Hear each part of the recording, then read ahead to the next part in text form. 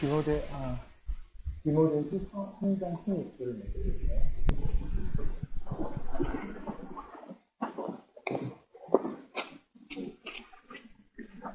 디모데후서 3장 16절입니다. 다 같이 읽겠습니다. 모든 성경을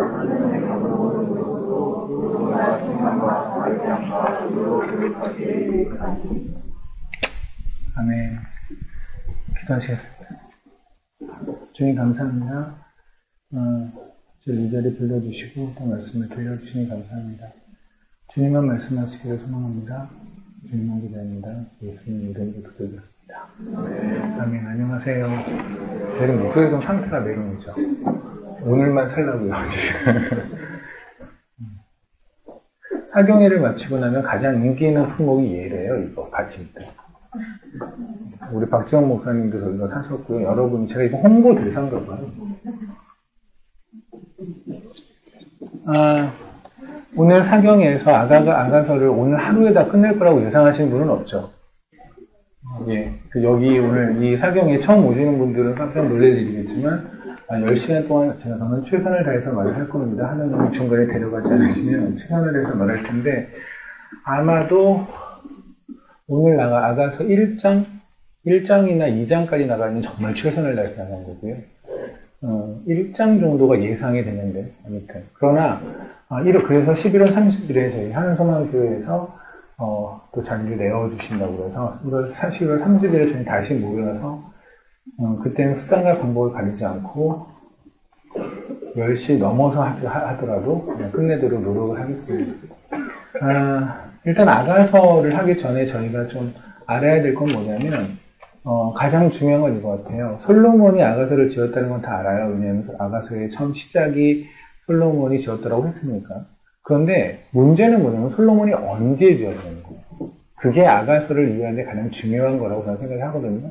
다만 제가 지금 말하는 그 아가서에 대한 여러분의 저희 묵상을 나눌 텐데 그것이 여러분이 기존에 알고 있던 것이나 내지는 다른 분이 말씀하는 것과 틀리다고 그래서 저는 그분들의 묵상이 틀렸다고 말하진 않습니다. 그냥 아가서는 워낙 어려운 성경이라고 그래서 가장 성경 중에서 어렵다고 얘기하죠. 그래서 일단 아가서를 볼 때 exquisite 성이라고 그래요. 가장 훌륭한 노래.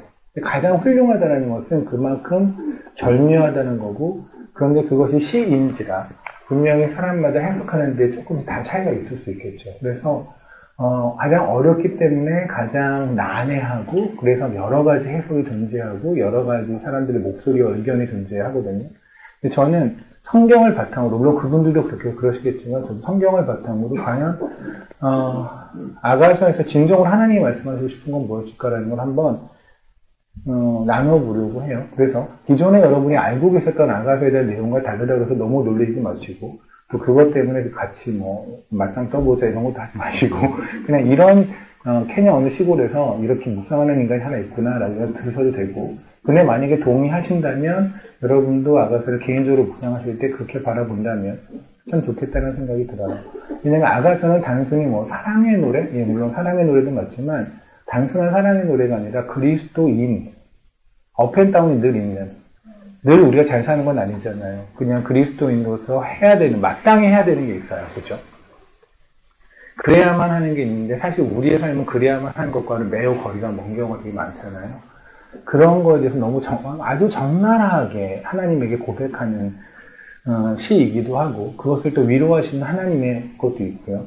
그 안에는 우리를 방해하는, 우리가 그렇게 하나님에게 멀어지도록 만드는 사단의 계략도 있고, 그 아가서는 굉장히 스펙타클해요. 안의 내용을 보면 마치 한 편의 영화를 보는 것처럼, 영화를 보면 그러잖아요. 항상 사랑하는 팀이 있고, 그 사랑하는 사람을 중간을 방해하는 사람이 있고, 그죠? 주인공이 있고, 주인공에 반대하는 그런 악의 무리가 있는 것처럼, 아가서는 바로 그렇다고 생각하거든요. 그래서 아가서하고 달리 똑같이 솔로몬이 지었지만, 잠언서 31장의 현숙한 여인에 대해서 제가 나눈 기억이 있는데, 잠언서 31장의 현숙한 여인 같은 경우에는 그리스도인 아내에 관한 이야기가 아니거든요. 그거는 그리스도인에 관한 이야기예요. 그런데 제가 이제 오늘도 말씀이 나눈다가 현숙한 여인에 관한 이야기가 나오면 잠시 언급들을 하겠지만, 잠언서 31장에는 현숙한 여인은 마땅히 그래야 하는 것을 얘기를 해요. 그러니까 학생은 시험을 보면 그러잖아요. 왜 수능을 보고 나서 제일 짜증나는 소리가 그거잖아요. 정상적인 교육을 받은 사람은 누구나 풀 수 있는 문제를 냈다. 이따구 소리를 해가지고 모든 학생들이 분노를 일으키잖아요. 그런 것처럼 마땅히 그래야 하는 이야기가 현숙한 연애 31장의 이야기예요. 그러니까 이 현숙한 연애를 보면은 아 맞아 이렇게 하는 것이 주님이 원하는 수준이지 이게 100점짜리지 라는 걸 알지만 또 한편 그걸 보면 한숨이 나오는 게 내가 100점을 맞지 않는 인생을 어떻게 나는 90점도 안 되는데 80점도 안 되는 것 같은데 어떨 때는 마이너스 같은데 그런데 너무나 높은 기준치의 이야기를 하기 때문에 때로는 한숨이 나온다고 한다면 그것을 똑같이 31장을 쓴 잠언서 31장에 현숙한 연애를 쓴 솔로몬이 업앤다운이 있는 인생에 그리스도인의 인생에 대해서 좀 적나라하고 신랄하게 그리고 아주 솔직하게 말하는 거가 아가서라는 생각이 들어요. 그래서 일단 아가서에 관한 여러 가지에서 예수 그리스도를 기준으로 보는 모든 분들의 묵상을 저는 존중하고 하지만 또 저는 제가 했던 묵상을 이렇게 하다 보면 어쩔 수 없이 저는 제가 하는 묵상의 그 근거들을 여러분에게 말씀드리겠죠. 그러다 보면 때로는 어떤 분들의 다른 분들의 묵상이 마치 틀린 것처럼 제가 얘기할지도 모르는데 그건 저의 진심이 아닌 걸 알려서 좋겠고요. 다만 가장 맑았지 않은 일단 그 묵상을 버리고 갈게요. 그 아가서를 통해서 인간 사이에서 육체적인 사랑에 대해서 그걸 주님께서 매우 아름답게 보시다 있다고 쓸데없는 소리를 뺐었고요. 왜냐면 성경에서 우리가 왜 그런 육체적인 사랑 이런 걸 성경에서 언급하지 않는 이유가 뭔지 아십니까? 그건 안 시켜도 잘해요. 그렇잖아요. 안 시켜도 지네끼리 너무 잘해요. 그거는 뭐 아름답다 아름답지 않다도 말하지 않아도 지네가 알아서 잘하는 거니까 굳이 그걸 성경에서 내가 그걸 지지한다 지지하지 않는다를 말할 필요도 없는 거고요. 아가서 같이 그러한 훌륭한 시에 대해서 그런 에로티카라 특히 뭐 나오는 표현 보면 목이라든가 여인의 가슴에 대한 이야기가 좀 적나라하게 나와 있고 그런 것 때문에 어떤 성적인 걸로 이해를 하는 사람들이 꽤 있더라고요. 그래서 유대인들은 30살까지는 아가서를 못 읽게 한대요. 요새 보면 19살인가? 유대인은 아직도 그런가 봅니다. 30세까지는 아가서를 못 읽게 한다는데 그냥 그러한 식의 묵상을 일단 빼고 그냥 저희끼리 하는 묵상을 할게요. 근데 제가 여러분들에게 디모데후서 3장 16절을 읽어달라고 했잖아요. 그것은 왜 그러냐면 제 생각은 이래요. 이 성경을 쓴 것이 솔로몬이지만 솔로몬을 움직이신 분은 하나님이잖아요. 그럼 아가서는 하나님이 쓰신 거잖아요. 그러면 우리는 아가서를 보기 전에 성경에 대한 하나님의 입장을 먼저 보는 게 더 좋은 것 같아요. 그죠? 그러니까 아가서에 대해서 우리가 논란이 많거나 지금 여러 가지 해석이 있는 것 중에 이유가 하나가 뭐냐면 그걸 인간 솔로몬이 썼다는 걸로 그냥 결론을 내려버리고 보니까 그런 것 같아요. 그게 아니라 솔로몬을 응지시킨 하나님, 그러니까 하나님이 성경을 쓸 때 하나님은 어떤 입장이고 어떤 자세고 어떠한 진지함을 가지고 성경을 보고 계시는지 그거를 먼저 본다면 그렇다면 솔로몬이 어느 시기에 이 아가서를 썼는지에 대한 얘기가 나올 것이고 어느 시기에 선이 나온다고 한다면 아가서 안에는 인물 대해서 솔로몬이 스스로 어떻게 표현하고 있을지라고 우리가 짐작할 수 있을 것 같거든요. 그래서 여러분에게 디모데후서 3장 16절을 받으려고 이렇게 한 거고요. 다시 읽겠습니다. 밑에를 풀게요. 나 이거 움직여야 돼? 나 이거 벗을 건데? 죄송해요. 제가 지금 무기들이 있죠.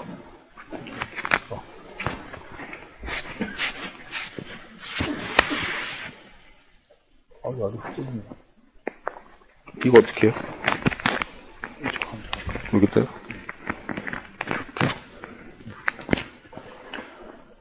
이것도 가져가. 감사합니다. 네. 좀 살 것 같아요. 디모데후서 3장 16절에 보면 성경은 뭐라고 있냐면 하나님의 감동으로 된 것이라고 되어 있잖아요. 이때의 감동을 영어로 하면 inspiration이라고 했는데 inspiration이 영감이라는 뜻이에요. 그러니까 하나님의 영감으로 되어졌다고 되어 있잖아요. 근데 이 하나님의 영감으로 되었다는 이 표현은 ISB라고 하는 성경이 있어요. International Standard Version이라고 그러는데 거기에는 하나님의 호흡이라고 되어 있어요. God's breath라고 되어 있거든요.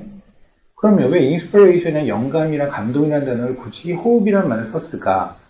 왜 그러냐면 이 신약 성경은 헬라어로 쓰여지잖아요. 그죠? 그 헬라어에서 이 inspiration이라는 말이 쓰여있는 이 말, 그러니까 하나님의 영감이라고 쓰여있는 게 어떻게 되어 있냐면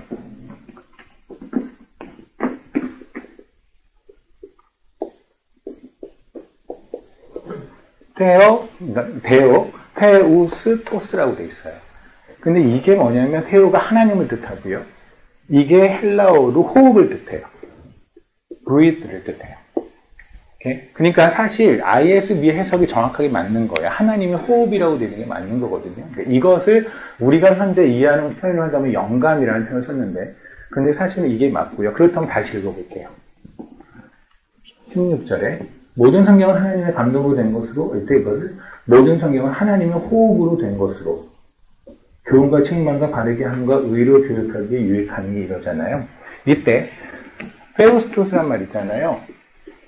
이 말의 원래 출발점이 뭐냐면 푸네오라는 말이에요. 이 푸네오라는 말이 바로 뭐냐면 아까 말씀드린 호흡, 그런데 얘가 호흡이라는 뜻도 있고요. 그리고 바람이라는 뜻도 있어요. 그리고 스피릿이라고 하는 우리가 보통 영이라고 하죠. 스피릿의 뜻도 있거든요. 이걸 잠깐 보여드릴게요. 사도행전 2장 잠깐 보실래요?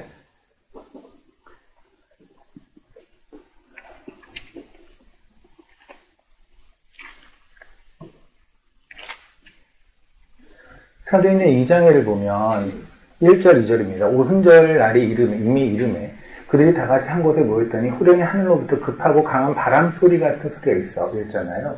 이때 강한 바람이 불었다고 그러죠. 이때 바람이 바로 뭐냐면 푸네오예요. 이게 바로 뭐냐면 요때 바람이 불었다는 게 사실은 성령님이 임했다는 얘기예요. 그러니까 얘가 여기서 말하는 푸네오는 바람의 뜻도 있지만 성령, 영의 뜻도 있거든요. 그러니까 여기에서 바람 그 자체가 성령을 의미한단 말입니다. 이런 것이 어디 있냐면 또 사도행전 17장에 잠깐 볼까요?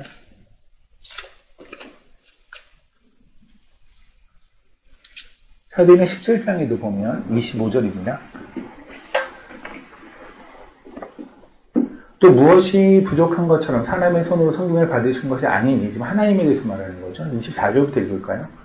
우주와 그 가운데 있는 만물을 지으신 하나님께서는 천재 주제이시니 손으로 지은 전에 계시지 아니하시고 지은 전에 계시지 아니하시고 또 무엇이 부족한 것처럼 사람의 손으로 성김을 받는 것이 아니니 이는 만민에게 생명과 호흡과 만물을 친히 주시니라. 이때 호흡도 바로 푸네오예요.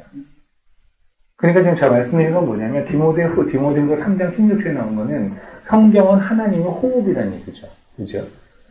그런데 그러면 하나님의 호흡이라는 말이 그럼 여기에만 등장하느냐? 근데 그건 아니에요. 어디에 나오냐면 창세기 2장을 잠깐 보실래요?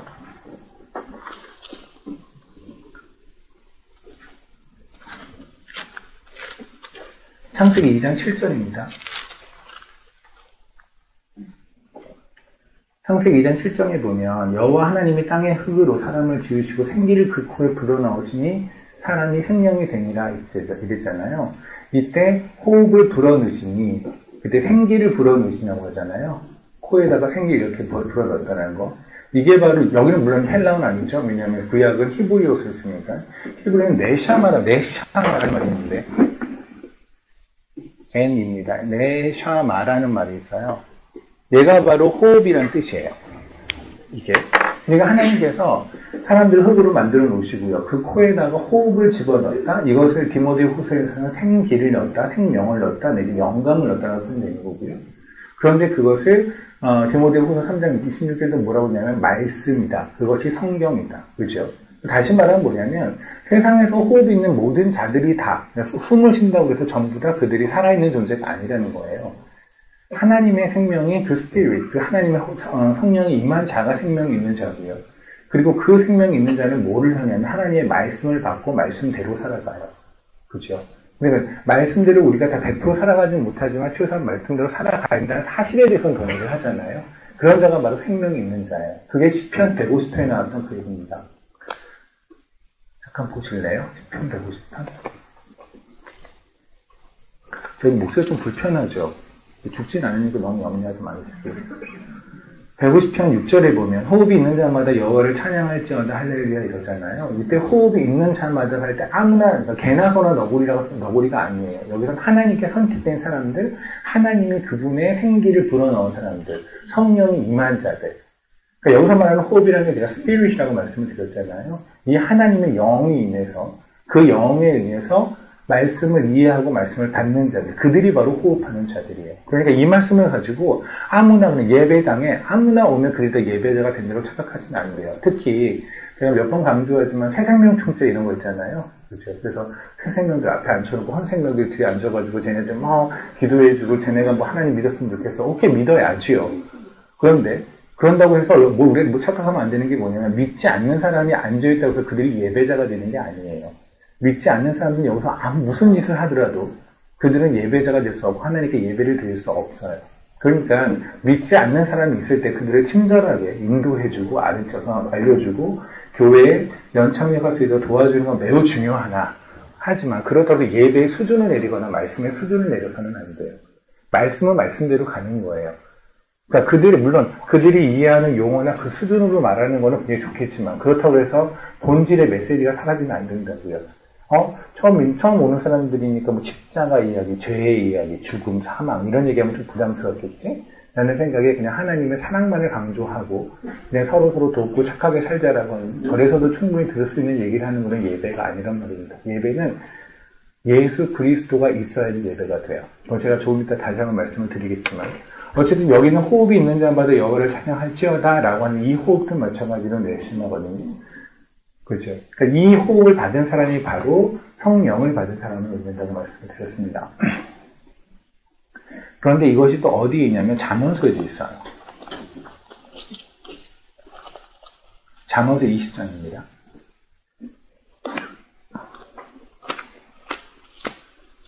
오늘 끝까지 할 수 있을까요? 이 목을 가지고.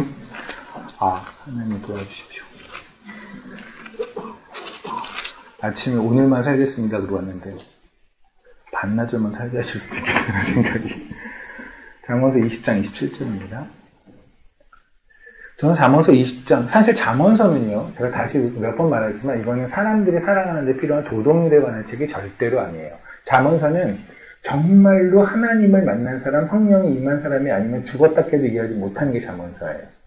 그래서 잠언서를 가지고 믿지 않는 사람한테도 그냥 들이밀면서 이렇게 성경에 좋은 말이 있다라고 사람들 가르치는 건 매우 잘못된 거예요. 잠언서는 철저하게 지혜의 성령님이 임한 자들만이 이해할 수 있어요. 그리고 지혜의 성령이 임한 자들에게만 주어진 얘기예요. 이건 그리스도인만 읽을 수 있고 알아들을 수 있고 살아낼 수 있는 이야기거든요. 근데 잠언서가 워낙 쉽지 않은 책이다 보니까 해석도 약간 이상하게 되는 게 있는 것 같은데 그 중에 하나가 27절 같아요. 여러분 한번 이게 무슨 말인지 이해가 되시면 저 좀 설명 좀 해주실래요? 사람의 영혼은 여호와의 등불이라. 이게 이해가 되나요? 사람의 영혼은 여호와의 등불이라. 뭔가 이해가 될 것 같은데 막상 설명하려면 뭔 말 같지는 않는, 그죠? 말은 되게 멋있어 보이는데 사람의 영혼은 여호와의 등불이라. 이게 무슨 말일까요? 여기서 말하는 영혼 있잖아요. 이게 바로 내실나거든요. 그러니까 사람에게 들어있는 호흡은, 여호와의 호흡은, 하나님의 호흡이 바로 여호와의 등불이라는 거예요. 이해되십니까? 그러니까 이거를 다시 한번 우리가 이해하기 편하게 말하면 하나님의 호흡을 가진 자가 여호와의 등불을 가진 자라는 얘기예요. 이해되십니까? 그런 이해가 됐죠. 사람의 영혼은 여호와의 등불이라. 그럼 이게 무슨 말인지 모르잖아요. 그럼 우리가 어떻게 살라고, 이 말씀을 가지고 우리가 어떻게 살라고 라는 질문이 생길 수 있는데, 그런데 이때 영혼이라는 이 넬세바라는 단어를 호흡으로 이해한다면 우리가 창세기에서 하나님께서 호흡을 주셨다는 것처럼 호흡을 하나님께 받은 자, 성령을 받은 자, 그 자가 바로 여호와의 등불을 가진 자다라는 말이잖아요. 여호와의 등불이라면 뭘까요? 출애굽을 잠깐 보실래요? 27장입니다.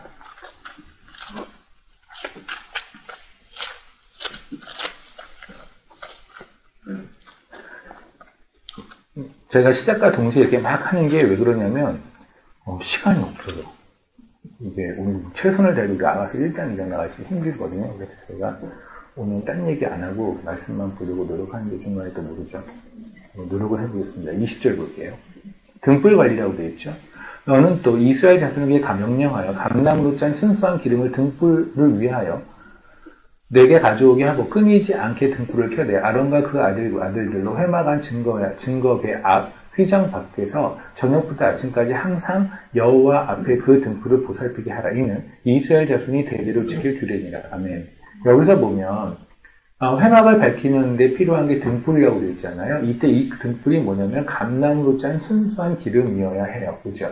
그럼 이 등불이 바로 뭐 하는 거냐면 계시록 1장에를 보면 계시록 1장에를 보면은요 20절입니다.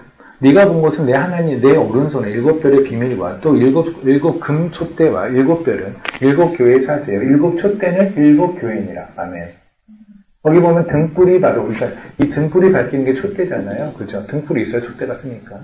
그러면 그것이 바로 교회를 뜻해요. 그러니까 교회는 뭐냐면 교회 안에는 등불이 있어야 되는데 그 등불이 감람나무의 기름으로 밝혀져야 돼요. 근데 감람나무가 뭐냐면 스가랴서 보면 그게 그러니까 감람나무가 뜻하는 게 예수 그리스도를 뜻하거든요. 왜냐하면 우리가 창세기를 잠깐 보면 창세기에서 노아의 홍수 이후에 비둘기가 감람나무 잎을 물고 오죠. 거기서 하나 궁금한 게 있죠. 이상하다. 뭐냐면 다 없잖아요. 홍수 때문에 모든 게 죽었을 거 아니에요? 모든 게 사라졌을 거 아니에요? 다 떠내려갔겠죠. 왜냐면 하늘 공창, 땅 공창이 다 터져가지고 쓸었으니까 사람들이 다 죽어가는 마당에 감람나무가 어디서 났을까? 그래서 감람의 특징이 뭔지 아십니까? 감람의 의미하는 게 인내예요. 끝까지 버티는 거. 그래서 하나님께서 이제 향을 만들거나 이럴 때요, 그 감람을 넣으라고 하는 이유가 바로 그거예요. 근데 그 감람의 뜻이 뭐냐면, 그 감람의 끝까지 견딘 분이 누구냐면 예수 그리스도거든요. 우리 여러분 겟세마네 동산이라고 들어본 적 있나요? 그 겟세마네라는 뜻이 뭐냐면, 올리브유, 감람나무 있잖아요. 그 올리브유를 짜는 틀을 말을 해요. 근데 거기서 주님이 죽으셨잖아요. 그죠? 왜요? 감람나무이신 그 올리브 열매이신 주님께서 몸을 다 찢어서 죽으신 분이 겟세마네거든요. 그러니까 이 교회에 주는 이 등불 있잖아요. 이 등불이라는 건 분명히 기름이 있어야 되는데 이 기름이 바로 뭐냐면 예수 그리스도가 인내로서 몸을 비틀어내는 그 기름을 통해서 생겨진 게 이 교회예요. 아멘. 그게 바로 우리의 삶이고요. 그러니까 여호와의 호흡을 받았다는 건 단순히 기쁜 일이라는 게 아니라 삶에서 굉장히 부담스러운 건 뭐냐면 여호와의 호흡을 가진 자는 사람이 하나님의 호흡을 가진 자는 잠언서 20장에 하나님의 호흡을 가진 자는 하나님의 등불을 가진 자예요. 하나님의 호흡을 가졌다는 것은 예수 그리스도를 가진 거예요. 그러니까 예수가 빠져 있는데 나는 하나님을 만났다. 내 삶에서 예수는 없는데 내가 판단하고 살아가는데 예수는 없는데 나는 하나님 예수를 만났다라고 말하는 것 아니면 성령이 내 안에 임했다고 말하는 건 거짓말이에요. 그러니까 우리가 성령의 사람이라고 말하는 거 눈 감고 멀리 있는 어떤 일을 막 맞붙이고 예언하고 전보고 뭐 이런 것들이 아니에요. 그것이 아니라 내 삶에서 예수로 살아가는 것. 매우 힘들지만 예수님이 하셨고 예수님이 하라고 하시기에 그 길을 가는 것. 그게 하나님의 호흡을 가진 자의 삶이란 말입니다. 아멘. 그럼 여기서 볼게요. 현숙한 안에 잠깐 볼까요? 잠언서 31장입니다.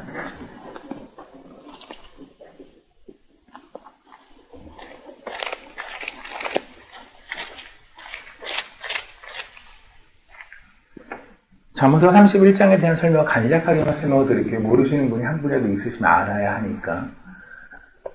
말씀드렸던 것처럼 잠언서 31장 그리스도는 그냥 아내, 그러니까 기독교인 아내에 관한 이야기가 아니라고 말씀을 드렸죠.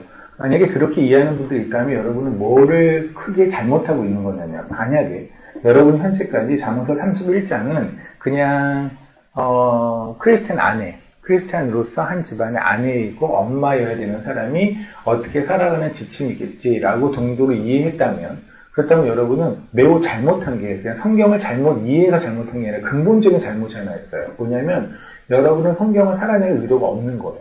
의향이 없는 거예요. 이게 무슨 말이냐 봅시다. 예를 들어서 14절에 보면 상인의 배와 같아서 먼 데서 양식을 가져오며 밤이 새기 전에 일어나서 자기 집사람들에게 음식을 나눠주며 여종들에게 일을 살피고 밭을 살펴보며 자기의 손으로 번 것을 가지고 또 포도를 읽으며 힘있게 허리를 묶으며 자기 팔을 강하게 하며 그러니까 여기서 지금 이 말씀대로 살아가는 여인이 몇 명 있어요, 대한민국에? 없잖아요. 특히 그렇게 팔 두꺼워지는 걸 매우 예민하게 치료하시는 우리 대한민국 여성들 같은 경우는 여기 자기 팔을 강화하며 에서 일단은 멈추지 않아요? 밭에 가서 일하고 이런 거 해본 적 있나요? 그것도 양식을 가지려고 상인같이 먼 데서, 그러니까 상인이 가서 먼 데 갖고 오는 거 뭐냐면 배 타고 멀리 가서 양식을 갖춰오는 것처럼 가족들을 위해서 그렇게 하라는 거예요. 그리고 밤이 새기 전에 음식을 준비하려는 거예요. 이런 남자는 정말 편하겠다, 그죠? 밤이 새기 전에 뭐냐면 눈 뜨면 이미 밥이 와 있는 거죠. 여보 밥 줘 이런 거 할 필요 없이 그냥 내 눈을 딱 뜨면 이미 밥이 와 있고 아내의 팔뚝을 이만하고 아내 팔뚝이 이만해도 괜찮은 남편은 상관없죠. 일만 잘하고 나 밥만 만들어야 되는 거 아닌가? 그죠? 우리가 팔뚝 뜯어먹을 것도 아니고 그러면 지금 이 말씀대로 한다면 이것이 크리스찬 아내에 관한 이야기라고 한다면 이 말대로 살려는 의향이 없는 거잖아요, 여러분들은. 그러니까 이 말을 보면서 아 이런 거구나 하고 퉁치고 넘어가는 거예요. 나하고 상관이 없는. 이게 만약에 제가 왜 이것이 무지하게 큰 잘못이라고 하냐면 이것이 우리가 말씀을 대하는 자세라고 하면 큰일 난다고요. 그러니까 말씀을 보면서 우리가 살아낼 의향이 있다면 그럼 이 말씀대로 어떻게 살아내? 이거 말도 안 되잖아. 그럼 이것이 다른 의미가 아닐까? 라는 고민을 해봐야 되는 거잖아요. 그죠? 여기서 상인처럼 멀리 가서 양식을 가져오고 밤새기 전에 집안 사람들이 음식을 나눠주고 포도원을 일구고 자기 팔을 강하게 하고 힘있게 허리를 동이고 이게 무슨 말이야? 내가 어떻게 살지? 난 그렇게 못하는데? 그러면 이것이 그런데 이 말씀 분명히 우리가 살아내야 되는 말씀이라고 한다면 이 안에는 무슨 다른 의미가 있지 않을까라고 고민을 해야 정상이잖아요. 맞죠? 근데 그 고민까지 하기 싫은 거예요. 그러니까 그냥 이 말씀을 읽고 이렇게 살아야 되는 거구나. 열심히 살라는 얘기겠지. 부지런히 살라는 얘기겠지. 하고 퉁치고 넘어가는 거예요. 그런데 그렇게 말하기에는 성경은 한 줄 한 줄이 예수 그리스도의 피로 쓰여졌거든요. 한 줄 한 줄이 예수 그리스도의 살로 쓰여졌거든요. 그런데도 불구하고 우리는 말씀을 볼 때 그리 진지하지 않은 거죠. 현숙한 아내의 이야기는 다시 말씀드리지만 그리스도인 아내에 관한 이야기가 1도 아니에요. 절대 그 얘기가 아니라 그리스도인에 관한 이야기예요. 그래서 10절에 이렇게 시작을 하시잖아요. 누가 현숙한 일을 찾아 얻겠느냐 그의 값은 진주보다 더하니라. 여기서 말하는 진주가 뭐냐면 마태복음 13장에서 말했던 천국은 마치 밭에 감춰진 보화와 같다고 말씀드렸잖아요. 제가 몇 번 설교를 했었죠. 거기서 말하는 천국은 마치 밭에 감춰진 보화라고 할 때 그때의 보화는 천국이 보화가 아니라고 말씀을 드렸어요. 그건 우리가 보화라는 얘기예요. 천국은 마치 뭐가 같다라는 성경에 나오는 거는 천국의 요소를 설명하고 있거든요.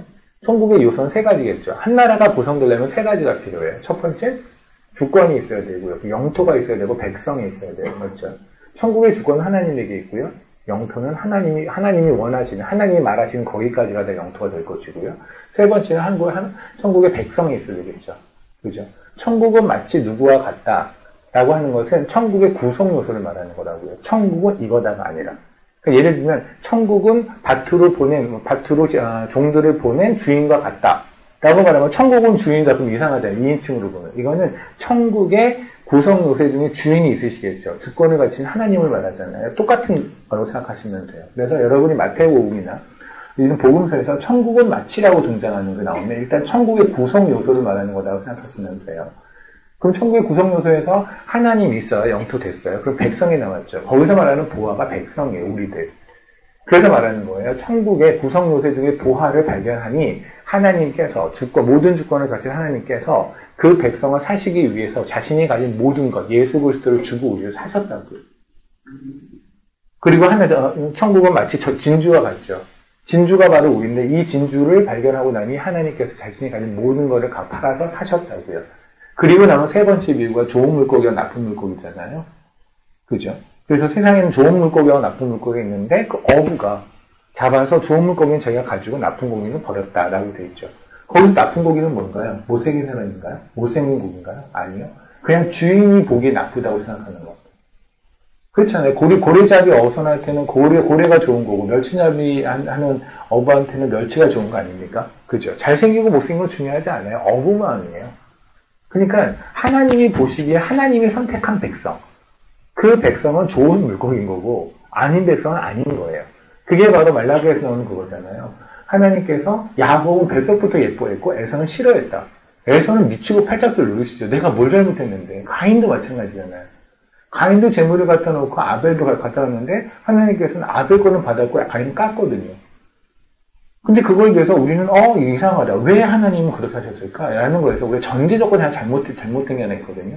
제가 지난번에 어느 교회 가서 청년부에서도 그 설명을 좀 했는데 뭐냐면 우리가 그 하나님의 주권, 선택과 유기라는 게 워낙 중요하게 제가 항상 강조하는 건데 이것이 여러분이 헷갈려지면 크리스찬이 못 돼요.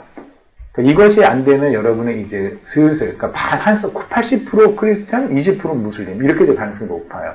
선택과 유기에서 매우 잘 알아야 되거든요. 그런데 머릿속으로 우리는 어떤 고민을 하고 있냐면 말은 못해도 하나님께서 누구는 선택하고 누구는 선택하지 않았다. 이거 너무 엉뚱하지 않냐는 거예요. 이거 너무 불공평하지 않냐. 그죠?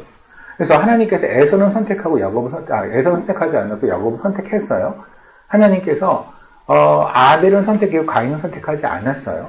왜냐하면 사도행전에서 하나님께서 영생을 주려고 작정한 자에게 영생을 주신다고 했거든요. 그럼 하나님 안에서는 하나님은 태초에 모든 걸 만드시기 전에 이미 영생을 주기로 작정한 자들이 있다는 거죠. 그러긴 뒤집어가면 영생을 주지 않기로 작정한 자들이 있다는 거잖아요. 그럼 너무 엉뚱하다는 거죠. 그렇잖아요. 물론 우리는 영생을 받았으니 좋지만 하지만 누군가가 와서 이건 말도 안 돼. 그건 너무나 불공평이라고 말하면 뭐라고 대답하세요? 할 말이 없어지는 거예요. 그죠? 물론 하나님이 하셨으니까 라고 말할 수는 있겠지만 하지만 또 다른 설명을 할 수는 없잖아요. 그런데 그 전제가 매우 잘못되어 있다는 걸 우리가 잘 몰라요. 무슨 말이냐면 내가 이 배를 타고 와도 이 배가 뒤집어졌습니다. 배가 뒤집어졌고 아무도 여기서 수영할 줄을 몰라요. 그러면 여러분은 전부 다 죽어야 되는 거죠. 맞나요? 그리고 어떤 어부가 와서 이 중에 몇 명을 살려냈어요. 그러면 물론 이들은 죽어가는 사람들은 왜 나는 안 살려? 저도 살려주세요라고 소리는 칠 수 있겠죠. 불평할 수는 있겠으나 하지만 그러나 이건 엄폐한 건 아니죠. 왜냐하면 원래 페어한 건 뭐냐면 그냥 죽는 거예요. 다. 원래는 다 죽어야 하는데 그 중에 누구에게 하나님의 은혜가 어부의 은혜가 입혀서 그들이 살아난 거고 이들은 원래 죽는 대로 죽어가는 거죠. 이해되십니까? 그러니까 우리가 이 선택과 유괴에서 헷갈리는 게 뭐냐면 모든 사람은 살아야 하는데 그 중에 몇 명을 죽였다라고 이해하는 거예요. 그러니까 하나님이 잔인해지는 거죠. 누구는 살리고 누구는 죽였으니까. 아니 하나님이 죽인 게 아니에요. 걔네는 원래 죽어요. 전제가 뭔지 아시겠어요? 뭐가 전제가 잘못됐는지. 우리는 모두 다 죄로 인해서 다 죽어야 되는 자들인데 하나님의 은혜가 입에서 누군가를 살린 거예요. 그렇다면 이들 입장에서 물론 왜 나는 안 살려라고 소리를 지를 수는 있겠죠.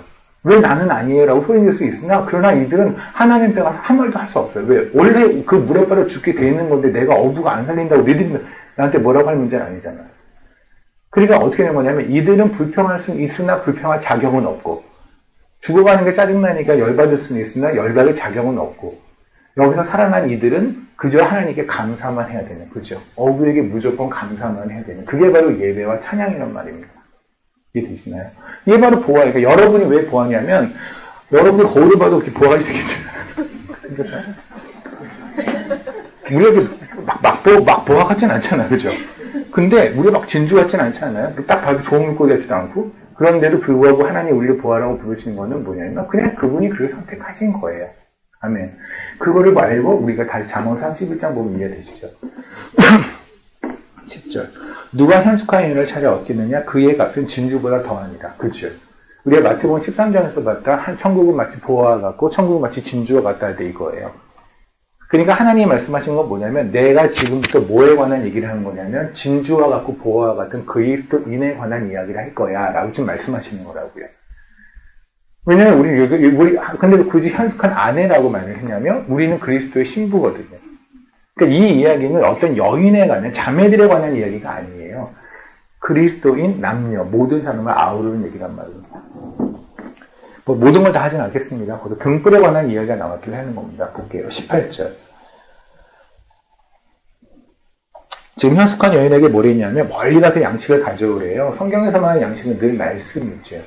그래서 그리스도인은 어디를 가서나 말씀을 배우고 말씀을 듣고 그리고 그것을 15절에 보면 집안 사람들, 자기 교회 사람들, 자기 가족에 있는 사람들 만약에 자기가 교회 리더라면 말씀을 열심히 배워서 열심히 알아서 사람들, 성도들에게 나눠야 될 것이고요. 만약에 가정에 있는 가장이거나 엄마라고 한다면 또 가족을 그렇게 양육해야겠죠. 맛있는 거 사주는 게 중요한 게 아니에요. 말씀을 들에게 말씀을 알아서 양육하는 게 제일 중요하죠. 그게 바로 15절의 말씀일 겁니다. 그리고 16절에 보면 포도원을 입으라는 말은 뭐냐면 성경에서 하는 포도원은 그거예요. 구약에서 계속 포도원 나오고 신약에서 포도원 나오는 거는 이스라엘 백성들, 내지는 하나님의 백성들을 말할 때 포도원이라고 그래요. 그래서 우리 마태복음에서 보면 포도원에 가서 일하는 사람들이 가는 이야기가 계속 나오죠. 그래서 여기서 말하는 것도 마찬가지로 교회, 내지는 교회 공동체, 가족 공동체도 마찬가지죠. 크리스찬 공동체. 그걸 어떻게 꾸려가야 하냐면 이런 얘기를 하고 있겠고요. 그 다음에 18절에 보면 자기의 장사가 잘 되는 것을 깨닫고 밤에 등불을 끄지 아니하느니라. 그죠? 그것도 이상한 게 있어요. 아니 내가 장사가 안 될 수도 있지 않아요? 안 될 수도 있는데 왜 장사가 잘 된다고 하죠?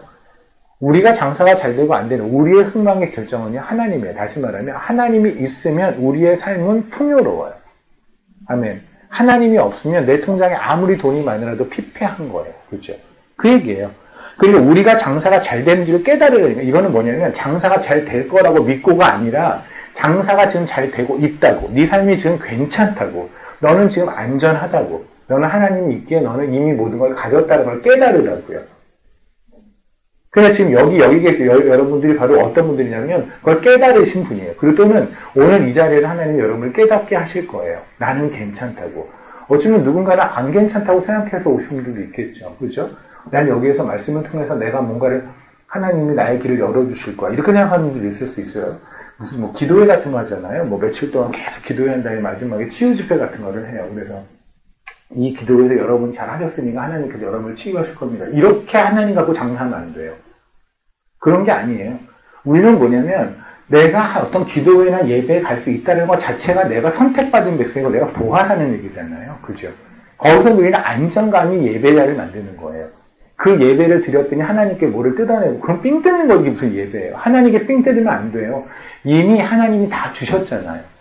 가진 모든 거를 주셨다고 그랬잖아요. 마태복음 13장에서. 모든 거를 주셔서 내가 부활을 샀다라고 했는데 이미 하나님은 다 줬다는데 계속해서 삥 뜯으려는 이 마음을 가지고 교회에서 예배드리고 내가 며칠 동안 무슨 기도회에서 내가 열심히 말씀 듣고 기도하고 그러면은 한 20일, 30일 지나고 나면 나한테 하나님이 치유해 주시겠지. 있다고 생각하는 거. 그렇게 가르치는 것 자체가 아니라고요. 그리고 그렇게 생각하는 성도도 아니라고요. 그거는 뭐 하는 거냐면 예전에 저희 어머님 한참 전성기 때 무당이셨을 때 그때 사람들이 계속해서 와요. 한 30일 동안 오잖아요. 30일 동안 오고 뭐 빌고 뭐 하면 그 다음에 뭐가 된다. 이렇게 우리 엄마가 뻥을 치는 걸 제가 옆에서 가까이서 계속 봤거든요. 그렇게 고치는 사람이 간혹 있는 것도 같고 엄마는 항상 간증을 하더라고요. 있었다고. 저는 못 봤어요. 그럼 예전에 보면 우리 그런 거 많잖아요. 어떤 나무 같은 데가 성황이다? 나무? 그래서 정화수 터놓고 막 이렇게 빌고 하면 된다. 이런 거 있잖아요. 새벽 기도 1년 동안 했더니 뭐 됐더라. 이런 거. 이런 게 하나님께 삥 뜯는 거예요. 새벽 기도를 1년 동안 하게 하신 하나님께 그냥 감사하는 거예요. 우리 같은 주제가 보이지도 않는 하나님에게 새벽에 가서 기도할 수 있는 이런 마음을 주신 분이 누구겠어요? 졸려 죽겠는데 그래도 일어나서 거기까지 가게 하신 분이 누구겠어요? 그렇죠? 그거는 내가 새벽 기도를 1년 동안 했더니 뭐를 주셨다가 안 줘요. 이미 하나님이 다 주셨기에 새벽 기도를 할 수 있는 거 아닙니까? 아멘. 근데 세상의 잡종교같이 우리가 뭐를 하면 하나님께서 감동하셔서 지성인을 감천하셔서 그래서 하나님이 뭘 주시겠다고 생각하는 것 자체가 말이 아니에요. 이게 이 얘기죠. 자기의 장사가 잘 되는지를 깨달으라고요. 이미 여러분은 괜찮다고요. 여러분 이미 복을 받은 자란 말입니다. 아멘. 신명기 2장을 보면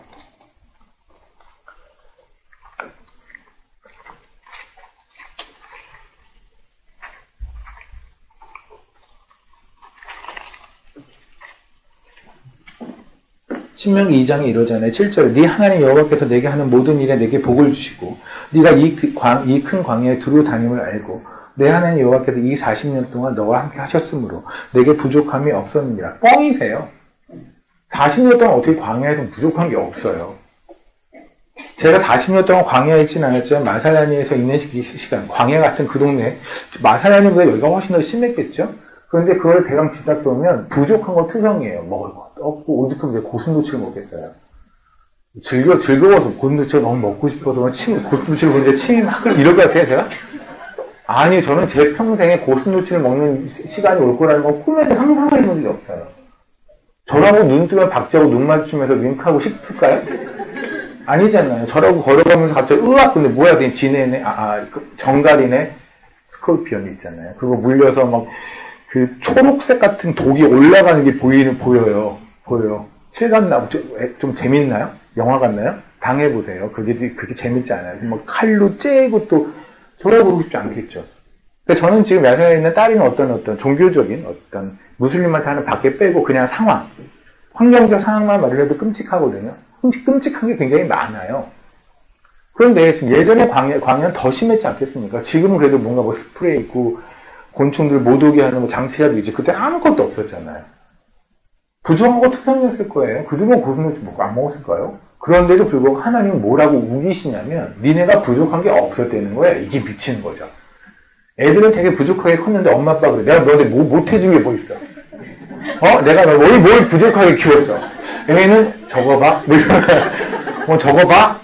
부족한 게 뭐면 적어봐. 이러고 싶은데 엄마 아빠가 너무 합심해서 뭐 우기고 있으면 내가 그러잖아요. 세뇌가 당하면 봤다. 내가 부족한 게 없었나? 근데 그렇게 지금 하나님께서 거의 우리를 세뇌시키는 것 같잖아요. 근데 아니라고요. 부족한 게 있다 없다의 개념이 다른 거예요. 그러니까 우리는 부족한 게 뭐냐면 내가 돈이 없고 뭐가 없고 뭐가 없는 부족함을 느끼는 건데. 그죠? 그런데 하나님은 어떤 거냐면 그 위에 같은 절에 내 하나님 여호와께서 내가 하는 모든 일에 내가 복을 주시고 내가 이 큰 광야에 두루 다니지 말고 내 하나님 여호와께서 이 40년 동안 너와 함께 하셨으므로. 아멘. 복이 뭐냐면 부족함이 없는 게 뭐냐면 하나님이 있으면 부족함이 없는 거예요. 아멘. 근데 하나님이 없으면 부족한 거예요. 그런데 우리는 뭐냐면 하나님이 없어도 세상 것이 있으면 난 안 부족한 거고 하나님이 있을지라도 세상 것이 없으면 우리는 부족한 거예요. 그러니까 하나님과 코드가 안 맞는 거죠. 그러니까 우리가 기도할 때 삽질하는 게 그래서 그래요. 기도해도 와서 헛짓하는 게 뭐냐면 내가 와서 하나님 저는 이게 부족하니까 이게 부족하니까 이게 부족하니까 근데 하나님 넌 이게 다 있어. 아니, 무슨 소리 있긴 다 뭐가 있어요. 이 없는 것만 계속 얘기하는 거예요. 근데 하나님은 내가 있잖아. 그게 바로 뭐냐면 누가복음 15장에서 탕자의 이야기 있잖아요. 탕자가 돌아왔을 때 첫째 아들이 막 궁시렁거리잖아요. 그죠? 궁시렁거려서 아니 제가 이렇게 열심히 일했는데 나한테는 아무것도 안 주다가 얘한테는 다 잡아주고 뭐야 하고 소리 지를 때 그때 하나님이 뭐래요? 그때 아버지가 너한테는 내가 있잖아. 그러니까 이때 하나님으로 만족하지 않은 자가 누구냐면 바리새인을 뜻하는 거거든요. 우리도 마찬가지예요. 여러분, 나는 뭐 그렇게 위선 떨지 않아, 나 그렇게 가식하지 않아, 나 바리새인 같지 않아. 천만에 바리새인의 포인트는 뭔지 아십니까? 하나님으로 만족하지 않는 자예요. 그들은 열심히 하나님에게 뭔가 삥 뜯으려고 애쓰는 자예요. 그들이 바로 바리새인이에요. 왜냐하면 인생의 주인이 나거든요. 그럼 내 인생의 주인이 나라는 건 뭐예요? 내가 좋고 안 좋고의 판단 기준이 나라는 거잖아요. 그죠? 근데 인생의 주인이 하나님이면 모든 판단 기준이 하나님이 되죠. 이런 거죠. 제가 이 식당에서 제가 호스트면, 제가 호스트라고 그러면 제가 원하는 음식이 잘 나와야 제가 여기서 돈을 내는 사람이면 제가 원하는 음식이 잘 나야 저는 이 식당에 다시 올 거예요. 맞죠? 그럼 만족할 거예요. 하고 같은 얘기예요. 뭐냐면 내가 내 인생의 주인이잖아요. 그러니까 내가 원하는 음식대로 내가 원하는 스타일로 내 삶을 꾸려가고 싶은 거죠. 근데 내가 원하는 스타일로 꾸려가고 싶으려면 나는 물도 필요하고 펜도 필요하고 이것도 필요한데 이게 없어요. 그럼 부족한 거예요. 이해하십니까? 근데 하나님이 주인 사람은 뭐냐면 하나님 입장에서 얘가 없어도 돼요. 얘가 없어도 돼요. 그냥 하나님만 있으면 돼요. 이해되십니까? 그런데 우리는 뭐냐면 하나님, 당신만이 나의 주인이라는 고백 많이 하시잖아요. 그 의미가 무슨 말인지 몰라요. 근데 하나님이 나의 주인이시면 so what? 그래서 뭐 어쩌라고요? 하나님이 주인인 건 뭐냐면 그분의 의도와 그분의 가치와 그분의 주장대로 살아가는 거예요. 내가 있으니까 너는 만족한 거야. 내가 있으면 넌 족한 거야 하는 거에 동의하고 아멘 하고 내 통장에는 아무것도 없고 나는 이미 당장 죽게 생겼어도 하나님이 나한테 있기에 하나님이 날 기억하시고 내가 기도할 수 있는 대상이 하나님이기에 나는 족하다고 고백하는 것이 바로 하나님을 주인 삶을 사는 거예요. 아멘. 그분이 나의 모든 가치의 주인이란 말입니다. 편숙하님 잠깐 다시 보실까요? 감사합니다. 그럼 잠언 31장에 보면 그러죠. 자기의 장사가 잘 되는지를 깨닫고 우리의 삶은 괜찮은 거구나. 최소한 저는 여기 사경에 10-10 사경에 이거 여기 한번 처음 와보신 분 이게 보통 일이 아니에요. 오실 때는 이렇게 화장 예쁘게 하고 왔죠. 좀 있으면 화장 다 떠요. 이제 한 6시 되고 그러면 몰골들이 드러나기 시작해요. 그때 그러니까 지금 뭔가 이렇게 자세를 잡고 그러잖아요. 그때는 저는 그런 긴급 제한이에요. 우리 끝나고 사진 찍잖아요. 그들이 다 이상해. 다 좀비 같아. 사진을 약간 좀 샤방샤방할 때 사진 찍는 게 어떨까 싶은 생각이 아까 잠시 들더라고요. 아무튼 간에, 여기 10-10 사경에 오신 여러분들 있잖아요. 제정신 같지는 않죠. 그죠? 여러분이 바로 어떤 분이냐면 여러분의 삶이 풍요롭다라고 여러분의 삶은 지금 만사 형통하다고 고백하는 자들이에요. 그러지 않으면 여기 올 수가 없어요. 세상에서 망사형통하려면 딴 데를 가야죠. 근데 우리는 여기 와서 하나님의 주신 마음으로 여기에 와서 있다는 것 자체가 나의 삶이 장사가 잘 되고 있는 거예요. 나의 삶은 만사형통하고 있는 거예요. 왜? 하나님이 있기에. 하나님의 말씀을 사모하고 있기에. 아멘. 그래서 밤에 등불을 끄지 아니합니다. 바로 이런 자가 누구냐면 등불을 끄지 않는 자, 예수를 끄지 않는 자예요. 우리도 그러잖아요. 그죠? 어느 순간에도 우리는 등불을 끄지 않죠. 왜요? 왜냐하면 우리는 하나님의 호흡이 있거든요. 그게 아까 잠언서 20장의 말입니다. 다시 해볼까요? 그럼 이제 잠언서 20장이 이렇습니다. 제가 드리는 팁 잘 기억하세요. 잠언서 나중에 했을 때 지혜라는 말 나오면 세상의 지혜가 아니라 하나님의 지혜고요. 잠언서에 나는 악이라는 말, 악한 자라는 말 나오면 다 세상을 의미하는 겁니다. 그렇게도 잠언을 읽으시면 아마 조금 많이 도움이 되실 거예요. 27절 읽게 다시. 사람의 영혼은 여호와의 등불이라. 이것도 무슨 말인지 솔직히 모르겠는데 알고 봤더니 이때 영혼이 호흡이라는 뜻이구나. 네쉐마라는 말이구나. 그러면 하나님의 호흡을 가진 자, 그죠? 하나님의 호흡을 가진 자가 바로 여호와의 등불인 예수를 가진 자예요. 그러나요? 성령이 있어야 하나님을 믿을 수 있고 성령이 있어야 예수를 그리스도로 고백할 수 있고, 그죠? 그때 그 성령을 우리 다른 말로 예수의 영이라는 표현을 사도행전에 쓰기도 하잖아요. 그죠? 그래서 하나님의 호흡을 가진 자가 예수를 가진 자입니다. 아멘. 다시 말하면 우리 그러잖아요. 저기는 저 형제님이 저한테 한 두 번 메일을 보낸 적이 있는데 그때 그런 걸 물어봐요. 제가 정말 구원받은 게 맞나요? 우리 늘 궁금한 게 그거 아니에요? 물어보지는 못하지 누구한테. 나 죽으면 지옥 가면 어떻게 하지? 이런 말을 함부로 하긴 또 믿음이 없어 보이니까 못하지만 그럼에도 불구하고 왜 그러지 않아요? 난 크리스찬 중에 그런 얘기 많이 하던데 나 당장 죽었으면 좋겠어. 그냥 죽어서 하나님 만났으면 좋겠어. 그런데 한편 두려운 게 그런데 아니면 어떻게 하지? 이런 말이 있는 거야. 그러니까 어떻게든 여러 생명 연장을 하고 싶은 거예요. 간을 계속 보면서. 그러니까 죽어서 하나님만 만난다, 하나님을 만나고 내 천국 가는 복장이 100% 있다면 어떤 인슈런스 라이센스가 뭐가 있다면 어떤 서티피케이트 같은 게 내 눈에 딱 보이는 게 있다면 그럼 우리는 지금 당장 이거 상관없죠. 그죠? 그럼 요게 지금 불안하다는 거예요. 믿죠. 아멘이죠. 그러나 막상 죽으려고 하면 이게 또 은근 그죠? 근데 하나님의 성령이 임한 자는 구원을 받은 자예요. 아멘.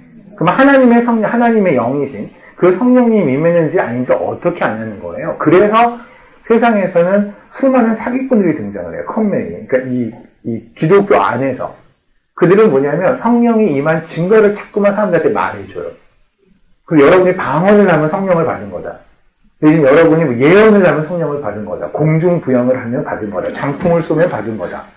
내지는 어떤 장풍 쏘는 목사님의 손이 올렸는데 여러분이 빵 하고 쓰러졌다. 그럼 성령 받은 거다. 이렇게 뭔가 몸으로 느끼는 그러한 눈으로 확인할 수 있는 그런 증거들을 막 제시를 하거든요. 근데 그게 사실이기만 하면 너무 좋잖아요. 그렇잖아요. 한번 넘어지면 끝나는 거잖아요, 내 인생. 그렇지 않아요? 장풍 쏘는 어떤 산신령 하나 만들면 되는 거잖아요. 그러니까 그들이 말하는 거를 그런 오죽하면 방언을 막 가르치겠어, 교회에서. 어떤 권사님도 데려다가 하잖아요. 따라해봐, 방언. 그런 분들 있거든요. 해봐, 할렐루야, 해봐. 그거를 조금 술 취한 듯이 해봐. 또박또박한 방언이 아니잖아요. 빨리 해봐. 할렐루야, 어우, 됐네. 방언 받았네. 이런 쓸데기 없는 일까지 벌어진 게 뭐냐면 인간들은 자꾸 성령을 받았는지 아닌지를 확인하고 싶어 하거든요.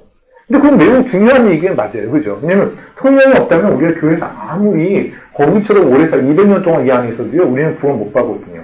성령이 있어야 하거든요.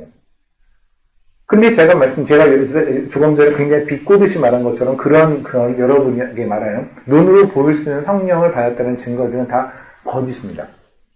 제가 확인하는데 거짓. 왜냐하면 그런 게 있다면 우리에게 믿음이 필요가 없어요. 그렇잖아요. 눈으로 보이는 그게 없다면 그것이 만약 사실이라면 우리한테 믿음을 왜 필요하겠어요? 근데 하나님 우리에게 믿음을 주셨죠.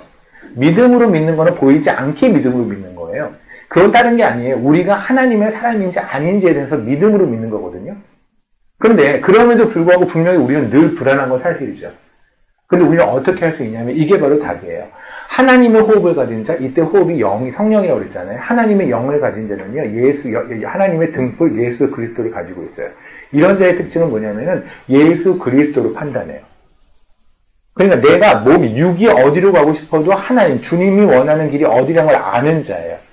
왜냐하면 아까 말씀드렸잖아요. 하나님의 호흡이라는 게 바로 말하는 뭐냐면 디모데후서에서 말할 때 그것이 말씀이라고 그랬죠. 그러니까 나의 육은 일로 가고 싶은데 그러나 하나님의 말씀이 그 말씀이 글로 가지 가면 안 된다고 하기에 거기에 순응할 수 있는 자. 그걸 제가 드린 말씀은 100% 순응하는 자가 아니라 이것이 옳다는 건 최소한 인정하는 자. 물론 육이 가는 쪽으로 우리는 많이 가는 주인들인 건 맞는데 하지만 최소한 그걸 잘못했다고 고백하면 회개할 수 있는 자. 그들이 바로 예수가 있는 자예요. 전 여러분 모두 다 그런 분이라고 믿거든요. 그러면 여러분은 구원받은 자들이 맞아요. 물론 제가 그거를 결정낼 수는 없어요. 물론 막상 갔더니 제가 없더라 이럴 수는 있겠지 또. 막상 또 하늘에 갔는데 반드시 있어야 될 사람인 것 같은데 왜 그거 안 보이죠? 그럴 수 있겠지 또. 우리가 거기서 찾을 수도 있고 주님이 있으면 없을 때 없다 쟤는 저쪽에 가 있다 이럴 수도 있는데 그건 우리 쪽을 할 얘기는 아니지만 최소한 성경에서 말씀하시는 그 믿음과 그리고 성경에서 말씀하시는 성령 그리고 성경에서 말씀하시는 예수, 그 성경에서 말씀하시는 우리에 대한 구원에 대한 확신에 대한 이야기를 본다면, 그렇다면 다른 거는 몰라도 저는 우리가 성령, 예수로 판단하는 삶, 그리고 예수가 원하는 길, 예수가 가신 길을 가려고 하는 의지가 있고, 그리고 가려고 하고, 그런데 거기서 만약에 가는 거를 페일하면, 실패하면 하나님 앞에 엎드리고 다시 비둘기처럼 돌아와서 십자가 앞에서 다시 회개할 수 있는 그런 마음이 있고 그런 삶을 살고 있다면 여러분은 최소한 구별된 사람, 성령에 있는 사람이 맞아요. 아멘. 하나님의 호흡을 가진 자가 맞다고요. 아멘. 이 이상의 증거를 찾지 마십시오. 제가 정말 여러분이 간곡히 부탁드립니다. 왜 세상에서 이상한 거짓 선자들이 판을 치는지 아세요? 우리가 그런 걸 원해서 그래요. 그러니까 이 수요자가 많잖아요. 이 수요자가. 그런 걸 눈으로 확인하고 싶은 수요자가 많으니까 누군가 등장해서 장풍 몇 번 쓰면 그냥 엄청난 거예요. 근데 그런 사람들이 많죠. 제가 만약 여기에 이런 말씀 사경에 10-10 안 하고 10-10으로 장풍 사경에 같은 거 한번 해봐요. 여기 미어 터질걸요? 우리 어디 무슨 운동장 하나 빌려야 될 거야. 그죠? 근데 이 말씀으로 10시부터 10시까지 한다니까 갈까 말까 이걸 가야 돼 말아야 돼. 이거 한번 꼬이면 끝나야 되는데 어떻게 이거 고민하게 되는데 장풍이어서 봐요. 이거 다 봐요. 사람들은 그런 걸 좋아하거든요. 그게 바로 육으로 가는 거잖아요. 그죠? 그러니까 그런 걸 하는 사람들이 바로 육에 호응하는 사람들이에요. 육에 원하는 거, 눈으로 보고 싶은 거예요. 그래서 제발 그런 데 반응하지 않으셨으면 좋겠습니다. 아멘. 저는 지금 여러분에 뭐를 말씀드리냐면 디모데 후서에서 3장 16절에 하나님의 말씀은 성경은 하나님의 영감으로 지어졌다. 그 영감이라고 하나님의 호흡이라고 말씀을 드렸고요. 그 호흡이라는 게 헬라어에서는 푸네오라는 단어에서 출발을 했는데 이 푸네오가 나온 게 뜻이 있는 게 윈드, 바람의 뜻도 있다고 그랬고 그리고 성령, 영의 뜻이 있다고 그랬죠.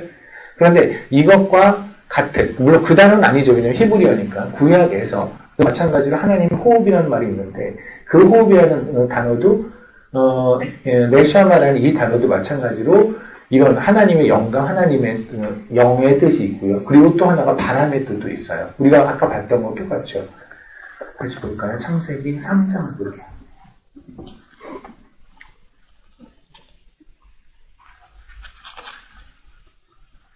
창세기 3장 8절입니다. 지금 3장에 보면은 이제 아담과 하가 죄를 짓는 장면이 나오잖아요. 그죠? 죄를 짓고 났습니다. 하나님께서 오세요. 그들이 그날 바람이 불 때에 동산에 거니시는 여호와의 하나님의 소리를 듣고 이때 바람이 불 때 이때 바람이 바로 뭐냐면 호흡이라는 단어를 가진다는 거예요. 이게 뭐냐면 이게 호흡 또는 성령님을 뜻해요. 우리가 왜 조금 전에 사도행전 2장에서 바람이 사도행전 2장에서 오순절 때 바람이 강하게 불었다 할 때 그때 바람이 성령이라는 의미라고 푸네오라고 말씀을 드렸잖아요. 이때 이 단어도 마찬가지예요. 그래서 사실 이게 영어로는 좀 달라요. 루아크라는 단어인데, 그러니까 히브리어로 원래 루아크라는 단어거든요. 루아크인데 뜻은 똑같아요. 네셔마랑 똑같아요. 호흡이라는 뜻이거든요. 호흡 또는 영이라는 뜻이에요. 이게 재밌는 게 뭐냐면 영어로 보면 얘가 breath라는 단어가 호흡이잖아요. 근데 여기 e를 붙이면은 동사라서 breathe 그런 게 있거든요. 이게 호흡, 얘가 호흡하다, 그죠? 근데 이 단어를 여러분 찾아보세요. 그럼 얘가 무슨 말이 있냐면 windup이라는 뜻이 있어요. 바람이 불다는 뜻이 있어요. 그러니까 호흡하다는 뜻이 영어에는 이 호흡하다는 뜻도 마찬가지로 얘가 헬라어에서는 푸네오가 되고 그 다음에 네쉐마가 되기도 하고 내지는 루아크라는 말이 되기도 하는데 이 호흡이란 말 있잖아요. 이 말은 전부 다 무슨 뜻이냐면 영이나 바람이 불다는 뜻이 있다고요. 영어도 그렇고 헬라어도 그렇고 히브리어도 그렇고요. 그래서 창세기 3장에 보면 8절에 그들이 그날 바람이 불 때에 이때 바람이 있잖아요. 이게 호흡의 뜻도 있고 하나님의 영의 뜻도 있다고요. 루아크라는 단어가. 그래서 이게 바로 뭐냐면 하나님의 성령이 나타나셨다는 얘기예요. 이해되십니까? 창세기 1장을 잠깐 볼까요? 1장에 보면 하나님의 영이 수면 위에 운행하시니 그러죠. 그때 영이 바로 루아크예요. 하나님의, 우리가 이거 다 알잖아요. 하나님께서 뭐 닭이 알을 풀듯이 이렇게 있었다라는 거 다 아시잖아요. 이 성령님은 하나님의 영인데요. 이 단어, 이 말과 바람의 단어가 다 같아요. 하나님의 호흡, 하나님의 영, 그리고 바람. 이게 되겠죠. 그런데 여기서 참 재밌는 게 있어요. 안타까운 거죠. 그들이 그날 바람이 불 때 동산에 거니 있는 여호와의 하나님의 소리를 듣고 아담과 그의 아내가 여호와 하나님의 낯을 피하여 동산 나무를 숨은지라. 이것과 아까 우리가 사도행전 2장에서 봤던 걸 다시 비교 한번 해보실래요? 지금 내용을 어떤 건 아시죠? 성령님이 임하신 거예요. 그죠? 성령님이 임하셔서 하나님의 소리를 들려주니 그러니 아담과 하와는 도망갔어요. 그런데 사도행전 2장을 보면 똑같이 하나님의 영이 임하죠. 바람이 되어 임하시잖아요.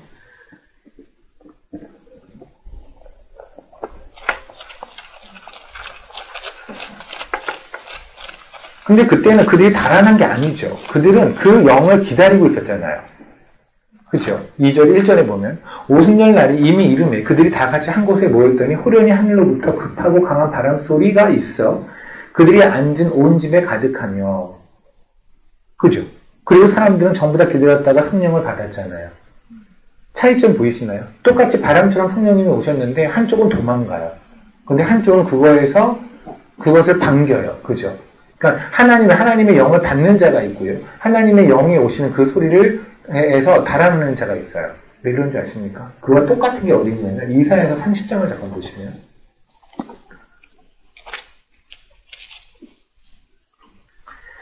이사야 30장에 보면 우리 아까 봤던 네샤마라는 단어 있었잖아요. 하나님의 호흡이라는 단어. 그 단어가 한번 등장을 하는데 그게 어디냐면 33절이에요.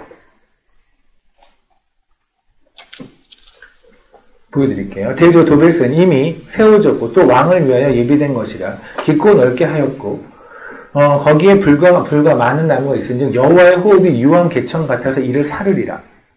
지금 뭐냐면 아수르 있잖아요. 아수르를 하나님께서 치시겠다는 얘기를 하시는 거예요. 근데 아수르를 치시겠다는 건 뭐라고 쓰냐면 여호와의 호흡이 그들을 다 불살라버리겠대요. 이때의 호흡이 바로 네시바거든요. 이상하다. 아까 우리 네시바는 뭐였냐면 아담과 하와를 흙으로 만드시고 그에게 생기를 주었다. 생명을 주었다. 그렇죠? 그러니까 하나님의 호흡은 결국 생명이었고 이때 생명은 예수 그리스도라고 말씀드렸습니다. 성령이라고 말씀을 드렸어요. 그러니까 다시 말씀드리지만 세상에서 호흡을 하고 걸어다니는 사람이라고 다 호흡하는 게 아니라고요. 하나님 입장에서는 예수가 있어야만 성령이 임한 자들만 생명이 있는 자라고 말씀을 드렸고 그래서 시편 150편에서 호흡 있는 자는 모두 다 하나님 여호와를 찬양을 할 때 그때 호흡 있는 자는 하나님의 영이 임한 자라고 말씀을 드렸던 거예요. 그렇죠? 이해되십니까? 오케이. 그러면 이사야 3장은 이상해요, 지금. 하나님의 호흡은 원래 생명 아니야? 아까 그랬잖아요. 생기를 불어넣으셨고 생명을 주었다라고. 그죠? 근데 지금 하나님의 호흡이 뭐를 했냐면 아수를 다 불살아버리겠대요. 이게 하나님의 호흡, 예수 그리스도의 특징이에요. 뭐냐면 예수 그리스도는 누군가에겐 생명이 되는데 누군가에겐 죽음이 되거든요. 그러니까 예수 그리스도는 판단 기준이 돼요. 모든 거에 기준이 되어서 그 주님을 믿는 자, 주님에게 하나님께 선택된 자는 그들에게 생명을 얻을 것이며 그에게 선택되지 않는 자는 죽음을 얻게 될 거예요. 아수르는 똑같은 하나님의 호흡이 나오는데 그 호흡이 그들에게는 불이 될 거예요. 그 호흡이 우리에게는 생명이 되어지는데. 근데 이것과 비슷하게 아까 말했던 그거 얘기예요. 바람이 불었는데 아담과 하와는 죄를 지은 아담과 하와는 하나님이 아니고 성령이 임했더니 성령이 말씀을 하셨더니 도망을 가죠. 그런데 사도행전 2장에서 오순절에 그들은 성령이 임하니 그들은 너무나 반가워서 성령님을 받아들이죠. 뭐가 차이인지 아시겠습니까? 이게 우리의 삶에서 등장을 해요. 뭐냐면, 그러니까 전 여러분의 구원에 대한 얘기를 하는 게 아니에요. 우리는 다 구원받은 자예요. 다만, 구원받은 자로서 살아가는 가장 마땅하고 아름다운 삶은 뭐냐면 하나님의 뜻대로 가는 거잖아요. 맞죠? 우리는 다 그런 의향이 있잖아요. 근데 내가 지금 하나님의 뜻대로 가고 있는지 아닌지를 어떻게 알고 있냐는 거죠. 하나님의 뜻대로 가고 있는지 아닌지를 아는 방법은 다른 게 아니에요. 그분의 말씀을, 그분의 음성을 사모하냐는 거예요. 그분의 말씀을 자꾸 말씀에서 멀어지려고 한다면, 자꾸 말씀을 보는 시간이 두려워지고, 말씀을 듣는 시간이 자꾸 두려워지고, 그 시간이 아깝고, 하나님 말씀을 듣는 시간보다 다른 게 낫고, 그리고 말씀에서 받는 찔림을 받는 것보다 뭔가 나를 위로해주는 말씀만 계속 보고 싶고, 이렇다면 여러분의 상태는 매우 메롱한 상태예요.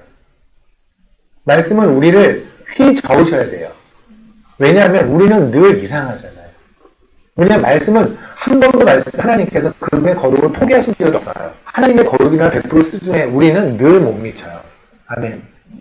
그렇잖아요. 우리는 이 인생 중에 단 한 번도 하나님의 거룩에 제대로 부합해본 적이 한 번도 없는 인생들이에요. 단 한 번도. 우리는 그렇게 하는 의도 있고 의지는 있지만 그러지는 못하잖아요. 그러니까 하나님 그런 거랑 비슷하죠. 제가 예전에 입시하고 학원 할 때 애들이 오잖아요. 그럼 딸이 시험을 잘 봤다라고, 선생님 저 이번에 영어 하나 틀렸습니다. 그 글자를 그리고 오는데 선생님은 뭐라고 그랬어요? 그 하나 틀린 거 갖고 애를 또 쪼겠죠. 그럼 얘는 이제 실망은 하겠지만, 근데 그럴 수밖에 없는 것이, 선생 입장에서는 얘를 어쨌든 100점을 맞는 것이 목적일 것이고, 그럼 얘는 최선을 다해서 95점을 맞았지만, 그래도 저는 만족하지 않는 거죠. 그러니까 얘는 저한테 오면 항상 까이는 거예요. 하고 똑같지 않을까요? 말씀이라는 기준으로 본다면 우리의 삶이 아무리 하나님의 뜻을 따라가려고 애썼을지라도 결국 말씀 앞에 서면 우리는 속이 뒤집어질 수밖에 없는 거예요. 찔릴 수밖에 없는 거죠. 그럼에도 불구하고 우리는 자꾸만 하나님의 말씀 안에서 위로만을 찾으려고 애쓰는 거예요. 그래서 나에게 위로를 주는 말씀을 들을 때 더 좋고, 그러한 설교자나 그런 목사님의 얘기를 정말 듣고 싶고, 나의 속을 뒤집어버리는 그런 말씀하는 사람들은 좀 듣기 싫고 라는 게 있다면 여러분의 상태는 아수르의 상태예요. 근데 만약에 그렇지 않고 하나님이 하시는 모든 말씀, 물론 그 안에 위로의 말씀이 있겠지만 때로는 우리를 찢어놓는 말씀 안에서의 위로가 있거든요. 찢어놓으시고 그걸 꼬매시면서 봉합하시면서 주시는 위로가 있어요. 사실 대부분의 말씀은 그런 거거든요. 이런 거잖아요. 너의 삶은 후져. 넌 그렇게 살면 안 돼. 너는 그따구로 사는 거 살아. 내가 너무 짜증나. 그럼에도 불구하고 내가 너를 사랑한다. 성경은 늘 그렇게 말씀하시는 거예요. 왠지 아십니까? 내가 너를 사랑하지 않으면 그 말을 주지 않을 거거든. 그렇잖아요. 길에서 어떤 애가 뭔가 잘못을 하고 있다고 제가 뭐라고 그러겠어요. 왜 요즘 보면 지하철에서 잘 뛰고 이러는 애들도 거의 신경 안 쓰더라고요. 뭐라고 하면 또 그 엄마가 뭐라고 하니까. 그러니까 걔네들이 무슨 짓을 해도 별로 신경 안 써요. 제가 쓴소리를 하는 애는 우리는 내 새끼예요. 내 새끼니까 들려다가 엉덩이도 때리고 쓴소리를 하는 거잖아요. 하나님이 우리를 하나님의 무릎에 하고 스팽킹을 엉덩이를 막 두드리면서 넌 왜 이랬어 이 자식아 라고 말하는 건 뭐냐면 그럼에도 불구하고 내가 너를 사랑할게요. 그러니 하나님이 아픈 소리를 듣고 있으면 그 히브리서의 말씀이잖아요. 우리가 하고 하나님이 아픈 소리를 듣고 있으면 되게 아픈데 그런데 나한테 왜 그러시오? 그냥 버려버리면 간단하잖아. 이렇게까지 길게 말씀할 수가 없잖아요. 그냥 버리면 간단한데 하나님은 우리를 안 버리시거든요. 왜냐하면 우리를 이미 독생자를 주고 사셨기에. 우리를 하나님이 끝까지 우리를 데려가시기로 태초 전에 세상을 만들기 전에 이미 하나님이 결정하셨기에. 아멘. 그런데 사실 위로는 뭐냐면 너 잘하고 있어, 내가 너랑 함께 있어 라고 하는 단순한 위로가 아니라 사실은 우리의 속을 뒤집는, 우리의 마음을 찔러놓는 그 말씀 안에서 발견하는 위로예요. 와, 정말 이 모든 말씀을 보면 다 나에 관한 이야기예요. 나는 이 나쁜 놈이네. 나 죽어야겠네. 그럼에도 불구하고 하나님이 그럼에도 불구하고 내가 너를 사랑한다는 말씀의 위로를 받는 거죠. 아멘. 그럼에도 불구하고 우리가 자꾸만 그런 말씀을 피하거나, 그러니까 말씀 자체를 피하거나, 아니면 말씀 안에서 뭔가 나에게 위로해주는 말씀만 내가 뽑아서 듣고 싶거나, 찬양을 불러도 하나님 되심에 대한 찬양, 예수 하나님의 공의, 이런 찬양보다는 하나님 내 마음 아시죠? 이런 찬양을 원한다거나, 이렇다면 여러분의 상태는 지금 메롱한 상태예요. 아수르의 상태예요. 어차피 세상 사람들은 여기서 이 얘기를 들을 필요 없으니까 우리는 우리 안에서 얘기하자고요. 모든 사람은 구원을 받았지만, 하지만 구원받은 사람이 마땅히 하나님과 늘기는 이 땅에서의 사랑의 즐거움이 있잖아요. 이 땅에서의 로맨스가 있잖아요. 결국에 그런 거 아닙니까? 남녀가 사랑을 해서 결혼을 했어요. 결혼을 한 사람들이 누리고 싶은 건 뭐예요? 사랑하는 거죠. 사랑하는 거 아닙니까? 그죠? 남녀가 만약 사랑하는 것도 마찬가지로 사랑하는 어떤 추억들을 만들어가는 거 아닐까요? 맞죠? 이 땅에서 우리가 하는 건 다른 거 아니에요. 하나님과 사랑의 추억을 만드는 거예요. 추억의 앨범을 하루에 한 장씩 2장 찍어가는 거예요. 시간이 이만큼 지나서 그 앨범을 하는 거죠. 그 나중에 주님 앞에 가면 주님이 그 앨범을 보여주실 거예요. 그런데 없다. 이러면 큰일 나는 거죠. 그래서 너는 찍은 게 없다. 그러니까 우리가 이 사랑의 앨범을 주님과 보기 위해서 우리 이 땅에서 오늘도 세상과는 반대쪽에 하나님 쪽으로 가는 거죠. 그죠? 그럼에도 불구하고 우리 맨날 실수하잖아요. 그러니 말씀에서는 뭐냐면, 네가 그 실수하는 기간, 근데 실수가 문제가 아니에요. 하나님한테는 실수가 문제가 아니라니까요. 하나님을 떠나는 게 문제인 거예요. 하나님을 숨는 거. 아담과 하와가 바람이 부니 하나님의 음성이 들리니 숨어버린 것처럼 하나님을 안 보는 게 문제라고요. 여러분이 하나님의 뜻대로 제대로 못 살았다. 예를 들면 하나님 일로 가는데 나는 일로 왔다. 그죠? 그게 그 빅 이슈가 아니에요. 이슈는 뭐냐면 하나님은 안 물어봤고 하나님의 소리를 피한 게 문제라고요. 남들이 볼 때는 여러분은 매우 경건한 사람일 수 있어요. 경건의 모양이 있는 사람일 수 있으나 하지만 여러분의 삶에서 매 순간 하나님과의 대화, 특히 말씀을 통해서 하나님과 대화가 없다면 여러분은 하나님의 호흡을 받은 자의 삶을 살아가고 있는 건 아니란 말입니다. 아멘. 히브리서 4장을 잠깐 볼까요?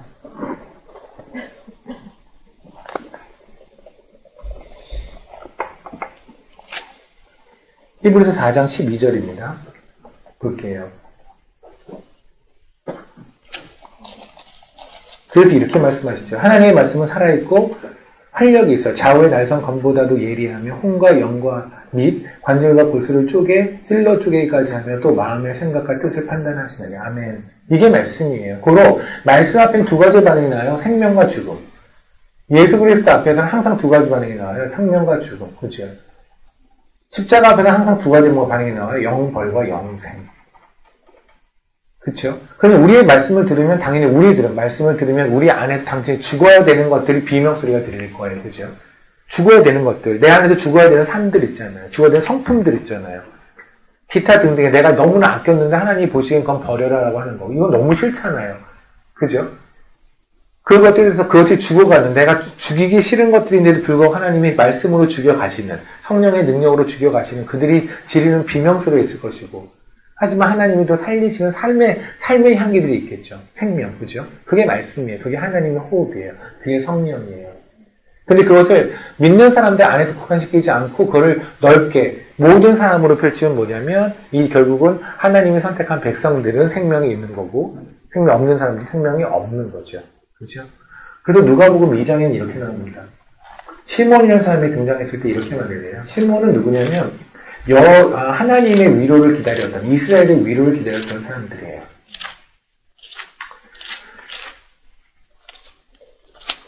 저는 이 말을 통해서 이 말씀을 통해서 여러분에게 좀 나누고 싶은 얘기가 하나 있는데 이거 볼게요. 먼저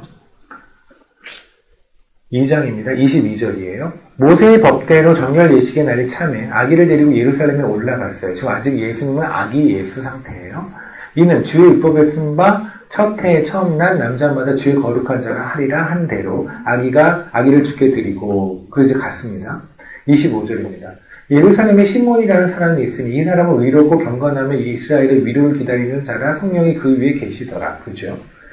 이 사람은 이스라엘의 위로를 기다리던 자예요. 그런데 성령이 그의 감동을 주세요. 27절에 보면. 그래서 뭐랬냐면 너 빨리 성전으로 가. 그러면 네가 그토록 기다리던 이스라엘의 위로를 얻게 될 거야. 보게 될 거야. 라고 해요.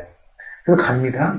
28절. 시몬이 아기를 안고. 그러니까 지금 봤더니 누가 있는 거예요? 아기 예수와 그리고 요셉과 마리아가 있었겠죠.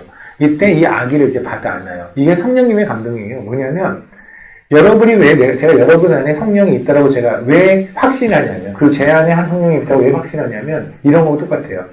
언뜻 생각하면 지금 시몬한테 하나님이 그러신 거잖아요. 성령님께서 야, 너 지금 성전으로 가봐. 그래서 모 교회로 가봐. 그리고 거기에서 네가 그토록 기다렸던 메시아를 만날 거야. 이스라엘의 위로를 만날 거야. 갔습니다. 갔더니 어떤 일이 있냐면 아기 예수를 안고 있고 그리고 아기를 누가 안고 있는지 모르겠죠. 그러니까 아빠가 안고다 치고 엄마 있고 이렇게 있는 거예요. 그럼 언뜻 봐도 메시아는 누구여야 돼요? 어른이어야 되죠. 어벤져스보다 어른이 요만한 게 어벤져스는 아닐 거 아닙니까?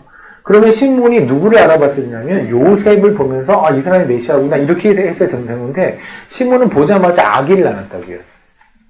이 아기가 예수인 걸 알았어. 아기가 그리스도인 걸 안 거예요. 아기가 메시아인 걸 안 거예요. 이걸 누가 그랬겠어요? 마리아가 소개시켜줬겠어요? 제가 동정녀 상태로 난 애기예요. 아니잖아요. 그냥 어떤 상태냐면 시몬이 성전에 들어갔더니 어떤 사람들이 우르르 있었겠죠. 많이 있었을 거예요. 성전에 항상 많으니까. 그런데 거기에 아기를 안고 계신 한 부부가 보이는 거예요. 그 귀로 하나님의 영에 의해서 그냥 끌려간 거죠. 보자마자 그런 거 있잖아요. 우리 왜 첫눈에 반한 사람 그러면 아무것도 안 보이는데 걔만 딱 보였다 뭐 이런 뻥 까는 거 있잖아요. 그런 것처럼 거기서는 마찬가지예요. 수많은 사람이 있는데 아무도 안 보이고 그냥 그 부부와 아기만 보였다. 시몬이 글로 갔겠죠? 갔는데 거기에서 마땅히 우리가 예상하는 반응은 요셉한테 악수하면서 메시아세요? 이렇게가 정상인데 그게 아니라 아기를 데리고 메시아라고 했단 말이에요. 아기가 메시아일 확률은 없죠. 그런데 이거를 보면서 메시아라고 느끼게 된 건 뭐 이게 하나님의 영이죠. 하나님의 영의 일하심이 아니면 이렇게 될 수가 없잖아요. 제가 여러분이나 제가 하나님의 영이 임한 자라고 믿는 건 뭐냐면 우리가 믿는 예수가요. 성경에서 있는 상태로 보려면 메론이에요. 아니 십자가에 맞춰 죽은 사람이잖아요. 인간적으로 본다면. 우리가 알기는 보통 메시아는 어떤 거냐면 최소한 어벤져스보단 강해야 되지 않나요? 메시아인데 하나님인데 그럼 언제나 이겨야죠. 그런데 하나님인데 인간한테 맞아 십자가에 달려서 초라하게 죽었다? 이사에서 봤더니 생긴 것도 매우 안 잘생겼다? 이쁜 것이 하나도 없더라? 그것도 출신도 나사렛 예수다? 여러분이 나사렛 예수라는 걸 성경에 등장한지 아십니까? 나사렛은 선한 것이 하나도 안 나오는 동네라는 걸 다 아시잖아요. 그런데 왜 주님은 자꾸만 나사렛 예수라고 그럴까요? 바울도 말할 때 나사렛 예수라고 얘기해요. 간증할 때. 차라리 나사렛을 빼는 게 더 설득력이 있어요. 예를 들면 나사렛이 아니라 예루살렘. 그럼 예루살렘이라고 그러면 사람들이 다 아는데 성전도 있고 그러니까 그럼 제 출신이 예루살렘입니다. 왜 그런 거 있잖아요. 전화 받으면 안녕하세요. 네, 청담동입니다. 이렇게 전화 받는 것처럼 그렇잖아요. 어디 뭐죠? 평창동 한때 평창동 잘 나갔을 때 전화 받을 때 항상 그랬거든요. 네, 평창동입니다. 주민집니다. 평창동이야? 아닌데 불구하고 무조건 그 동을 이렇게 말하는 거 있잖아요. 근데 굳이 뭐 내가 그렇게 내세운 동네가 아니면 그냥 여보세요 이렇게 받잖아요. 그런 것처럼 그러면 나사렛 예수 그러면 나사렛이 누구와 와도 내세울 동네가 아니라고 한다면 예수가 그리스도라는 걸 사람들 설득시키려면 굳이 나사렛을 말할 필요는 없지 않아요? 그렇잖아요. 근데 바울은 자꾸만 나사렛 예수라고 얘기를 해요. 왠지 아십니까? 그럼에도 불구하고 니네가 믿는다면 너는 성령이 임한 자가 맞거든. 만약에 이 사람이 방배동 예수였다, 청담동 예수였다, 평창동 예수였다는 것에 평창동 예수가 뭐가 있어 보이지 않아? 그래서 믿으면 얘는 자기 의지로 믿을 가능성도 있는 거죠. 왜냐하면 사람들은 자기 신념으로도 목숨을 걸거든요. 신념 때문에, 민주주의라는 신념 때문에, 공산주의라는 신념 때문에 죽기까지 하잖아요. 그러니까 믿음과 신념의 이 차이점은 뭐냐면 믿음은 주신 걸로 믿는 거고 신념은 내가 만들어 믿는 거거든요. 근데 믿을만 해서 믿는 건 신념이에요. 믿을 수 없는데 믿는 건 하나님이 주신 믿음이라고요. 이해되십니까? 그러니까 방배동 예수, 내는 청담동 예수는요 충분히 믿을만 해요.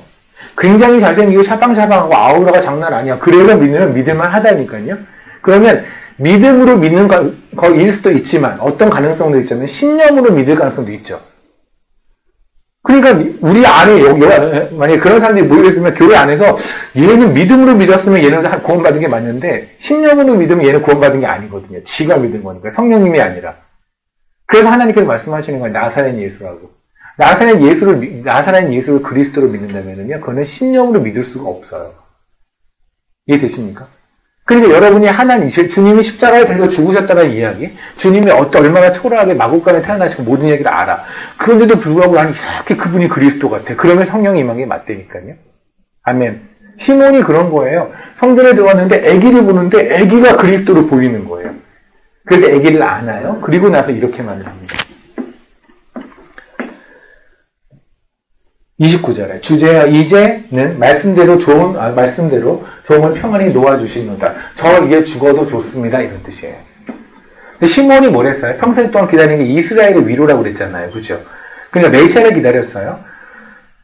이스라엘은 모든 사람을 위로할 수 있는 메시아를 기다렸어요. 그걸 이제 만났으니 그 메시아를 만났으니 저희 죽어도 좋습니다라고 말을 한 거예요. 근데 여기서 문제가 하나 있어요. 우리랑 얼마나 다른지. 저는 여러분이 모두 저를 포함해서 여기 있는 사람 모두 다 예수를 만났다고 믿습니다. 아멘. 우리는 이분이 이스라엘의 위로 정도가 아니라 온 우주의 위로라는 걸 이미 압니다. 아멘. 그런데 왜 맨날 위로해달래요? 왜 맨날 위로해달래요?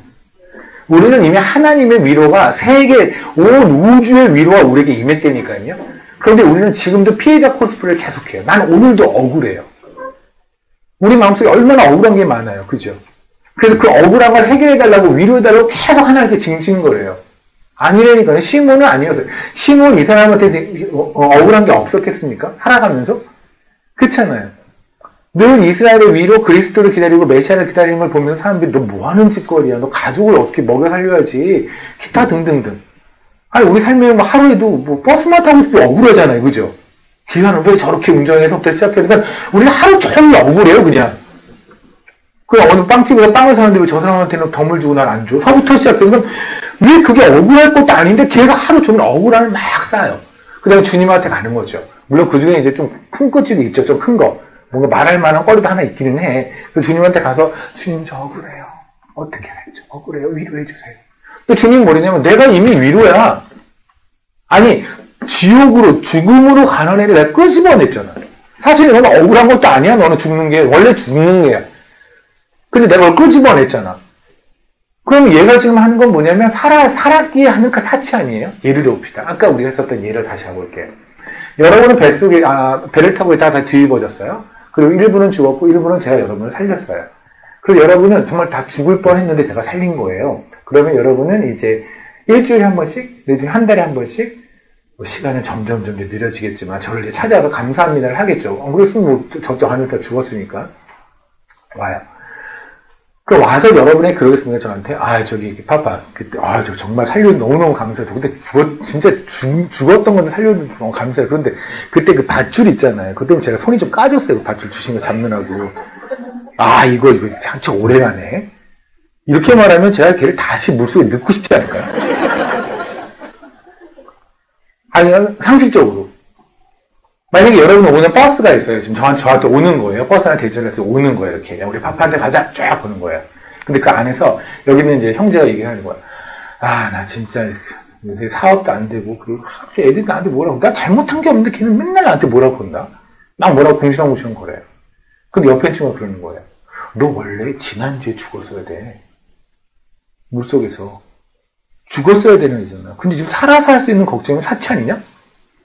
그 말을 가지면 정신 차리겠죠. 그러네. 와서 뭐라고 그러겠어요? 저한테 와서 아무 얘기 안 해요. 그냥 감사합니다만 하겠죠. 왜 우리는 죽었다가 살아났다는 것을 감사한다고 하면서 그리도 하나님에게 이거에 대한 감사보다는 억울한 걸 해결해달라는 위로해달라는 얘기를 더 많이 할까요? 우리는 왜 시몬하고 매우 다를까요? 시몬은 뭘 했어요? 제가 지금 이스라엘 믿을 평생 기다렸는데 그분을 만나고 나서 죽어도 좋습니다예요. 시몬은 물론 그 뒤로 살았겠죠. 그 뒤로 살았을 텐데 얼마나 또 억울한 일이 많았겠습니까? 우리 억울하고 싶어 환장한 사람들이잖아요, 우리들. 근데 이 억울한 게 얼마나 많은데도 불구하고 억울한 게 그거를 압도하는, 그 억울함을 압도하는 기쁨이 있는 거잖아요. 그죠? 우리 왜 여기서 2002 월드컵에 광화문 나가보던 손 한번, 광화문 그때 무렵에 살아계셨던 분이 저기 이장호 목사님, 박주영 목사님 다, 그죠?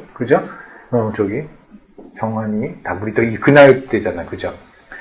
그러면 월드컵 경기장이 광화문 운동장에 광화문에 모여서 우리 엄청 소리 질러서 미친 듯이 그들은 다 억울하지 않았을까요? 그들의 삶에서 다 억울했던 인간들이에요. 그죠? 어느 승객이었고, 어디의 고객이었고, 어디 판매원이었고, 개인적인 사회에 다 억울했던 사람들이 그 순간에는 하나도 억울하지 않고 대한민국을 외쳤다고요. 왜? 기쁨이 압도하니까. 대한민국이 이긴다는 게 2002년도에 대한민국이 이겼을 때 우리가 세계 1등 국가 될 줄 알았어요, 저는. 그러니까 아무 일도 없더라고요. 근데도 별것도 아닌 건데도 불구하고, 결론적으로 별것도 아닌데도 불구하고, 그때 그냥 거의 저희 미쳤었잖아요. 한 달, 2달 동안 미쳤었거든요. 광주도 미쳤죠. 그러니까, 미쳤었다니까요. 근데 그 기쁨에 우리가 하나도 내가 억울한 것도 그걸 기억을 못했다고요. 근데 어떻게 죽은 자를 살리는 온 우주의 위로가 임했는데, 그런데 우리는 여전히 억울하죠? 억울한 걸 끄집어내서 그 억울한 걸 또 계속 치유해주려고 거기다 후시딘만 바르는 것만 가지고 사는 거야, 인생을. 교회를 와도 고집만 해요, 계속해서.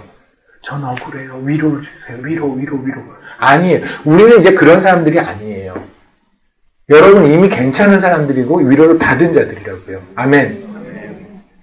아멘 안 하는 사람도 있어요. 그래도 위로가 억울해요. 그래서 끝까지. 주님 앞에 가서 끝까지 하라고 그래요. 주님이 임했지만 억울한 건 억울합니다. 나중에 주님 보고 얘기할 수 있으면 해보십시오. 그때 시몬이 뭐라고 말하냐면요. 34절에 시몬이 그들에게 축복하고, 제가 축복을 했어요, 이제 위에서. 이분은 뭐냐면 이방을 비추는 빛이요 주의 백성 이스라엘 영광이니라 32절에 그렇게 말을 하죠. 그 다음에 34절에 시몬이 그들에게 축복하고 그의 어머니 마리아에게 말하여 이르되 보라.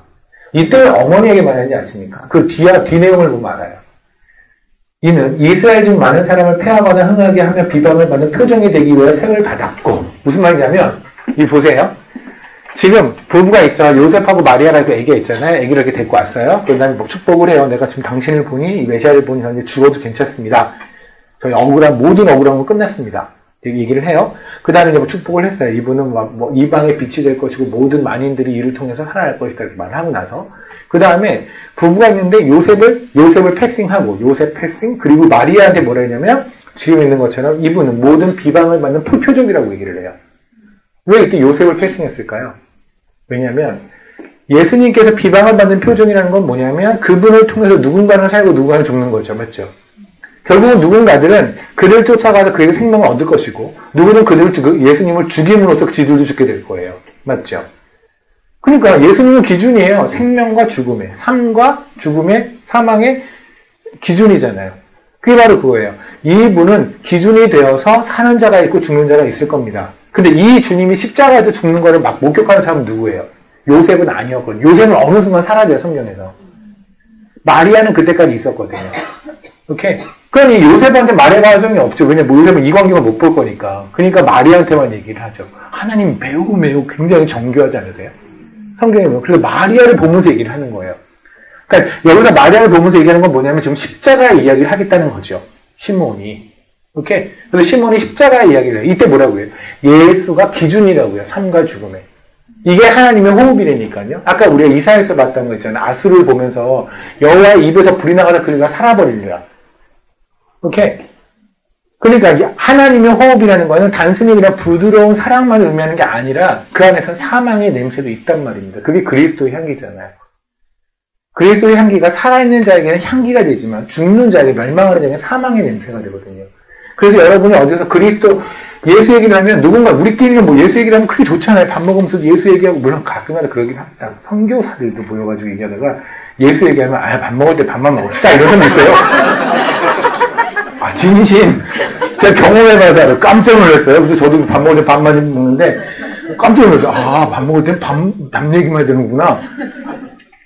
왜냐면 저는 이렇게 모이면 밥 먹으면서 예수 얘기하잖아요. 우리 주님이 뭐 이렇게 주님이 이러셨다 했다가 죽을 뻔했어 그때.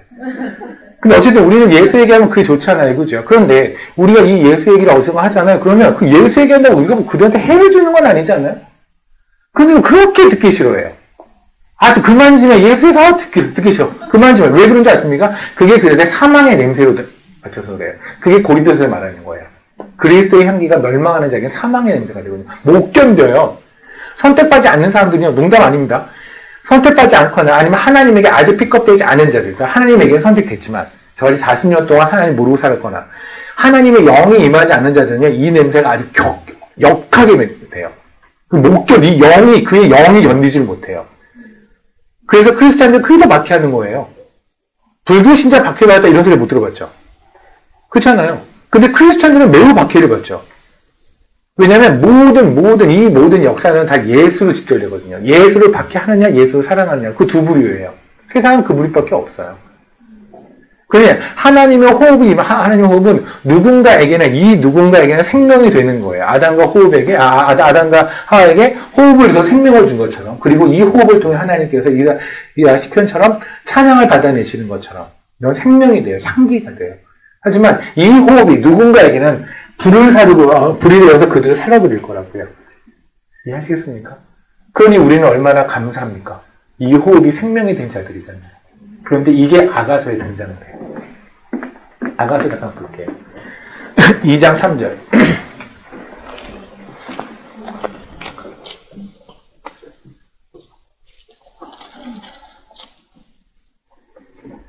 (2장 3절에) 보면 1절에 이러잖아요. 나는 샤론의 수선하여 골짜기의 백합포로다.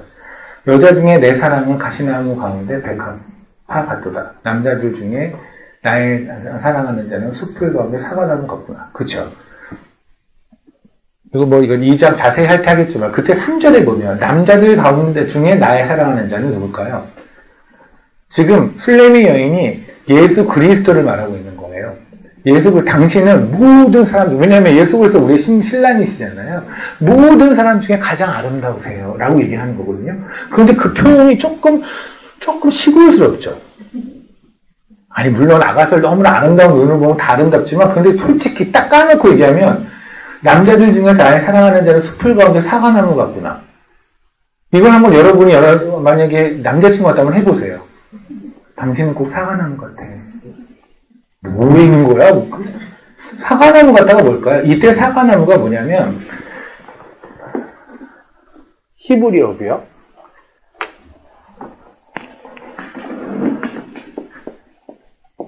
테프아크라는 거예요. 테프아크. 테프아크. CH. 이렇게. 이게 테프아크라는 말이 이게 사과라는 말이에요. 근데 얘가 어디서 나오냐면 네파크에서 나오거든요. 이게 이 테프아크라는 말의 원래 원어가 이거예요. 얘가 호흡이라는 뜻이에요. 그리고 왜 아가서에서 이게 말인지 아시겠습니까? 당신은 모든 사람 중에 가장 아름다운데 왜냐면 당신이 나의 생명이 되어주시니까요. 이게 아가서 2장 3절의 말이에요. 이해되시나요? 그러면 이해가 되죠.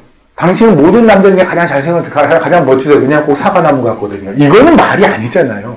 그런데 이 말이 왜 아가서에서 우리에게 큰 감동을 주고 이걸 왜 하나님이 쓰신 거냐면 하나님 입장에서 이건 뭐냐면 이런 고백이죠. 남자들 중에 나의 사랑하는 자는 숲을 가운데 모든 생명 가운데 모든 가운데 유일한 생명 되십니다. 아멘. 그가 나의 신랑이 되신 거는 그가 나에게 호흡을 주셨기 때문이고 그 호흡으로 내가 숨을 쉬며 내가 그에게 사랑을 고백할 수 있기 때문입니다. 이게 지금 아가서 2장 3절의 이야기예요. 아멘. 우리는 아가서를 하면서 많은 이런 것들을 볼 겁니다. 아마 진짜 그게 그거야? 라고 하는 것들이 많이 보일 겁니다. 그건 나중에 오늘 안에 할 겁니다. 어쨌든 제가 지금 첫 번째 시간에 여러분이 나눴던 건 뭐였냐면 이거예요. 우리는 디모데후서 3장 16절 냈잖아요. 그죠? 그러면 하나님의 호흡으로 만든 게 성경이란 말입니다. 맞죠? 맞죠? 그럼 성경은 뭐냐면 그 안에 사랑도 있고 그리고 검도 있는 거예요. 생명도 있고 죽음도 있는 거예요. 다만 구원받은 사람에게는 모든 게 생명이에요.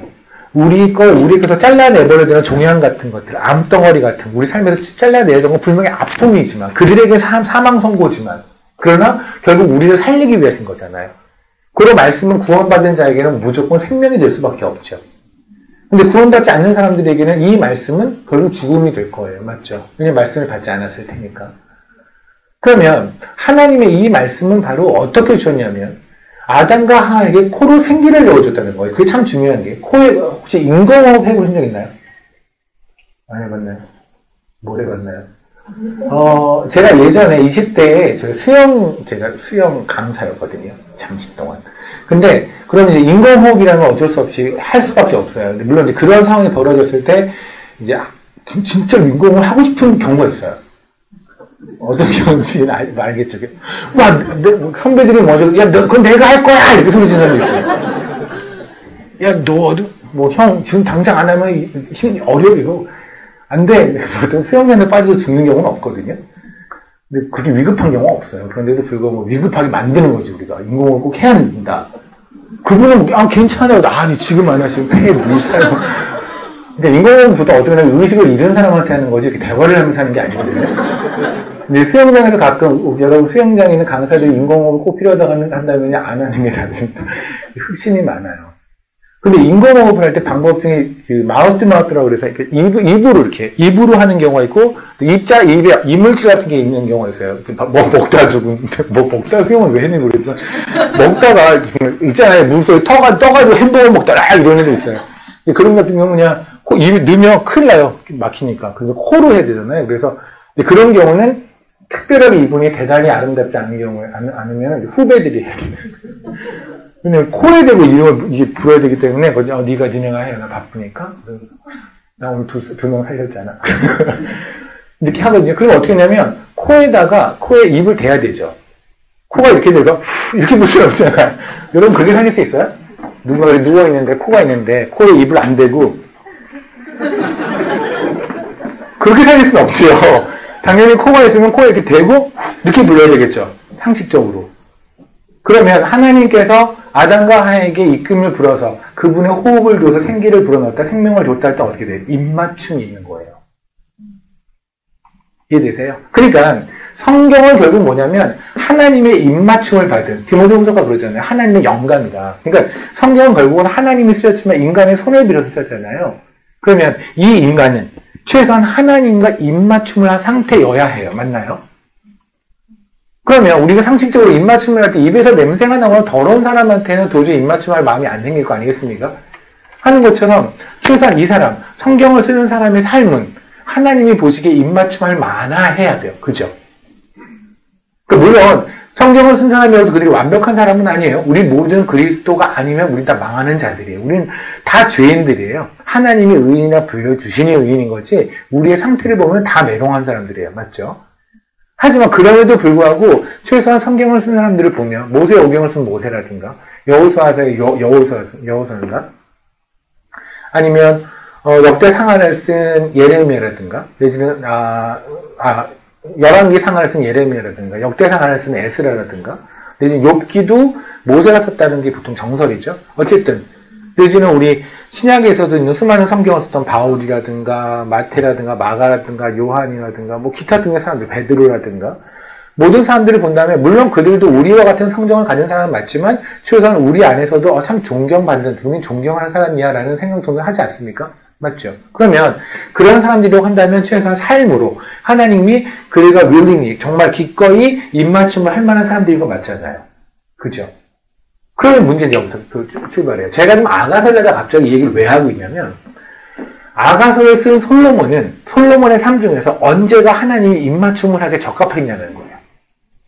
우리는 솔로몬의 삶에서 업앤다운이 있었다는 거 다 알잖아요. 굉장히 상태 좋았을 때 있지만 완전 메롱해가지고 여자한테 돈에 다 빠져가지고 있었을 때고 있고 그리고 마지막에 이제 했는지 아닌지 아직까지는 모르지만 어쨌든 간에 그럴 수 있을 것 같고 그러면 지금 아가서를 쓰는 그러니까 지금 우리가 솔로몬이 썼다고 생각하는 게 잠언서나 전도서나 아가서인데 이 세 개의 성경을 쓸 때 솔로몬이 하나님과 입맞춤을 해서 하나님의 말씀을 받았을 정도라고 한다면 최소한 상태가 좋았을 시기였다는 거죠. 그죠? 그럼 상태가 좋았을 시기에 솔로몬이 과연 아가서를 쓸 수 있었을까라는 거예요. 그게 여러분에게 첫 번째, 지금 첫 시간에 드리는 도전이에요. 한번 고민 한번 해보시라고요. 우리는 보통 어떻게 말하냐면 아가서를 말할 때 이렇게 말해요. 세 가지의 성을 썼는데 잠언서를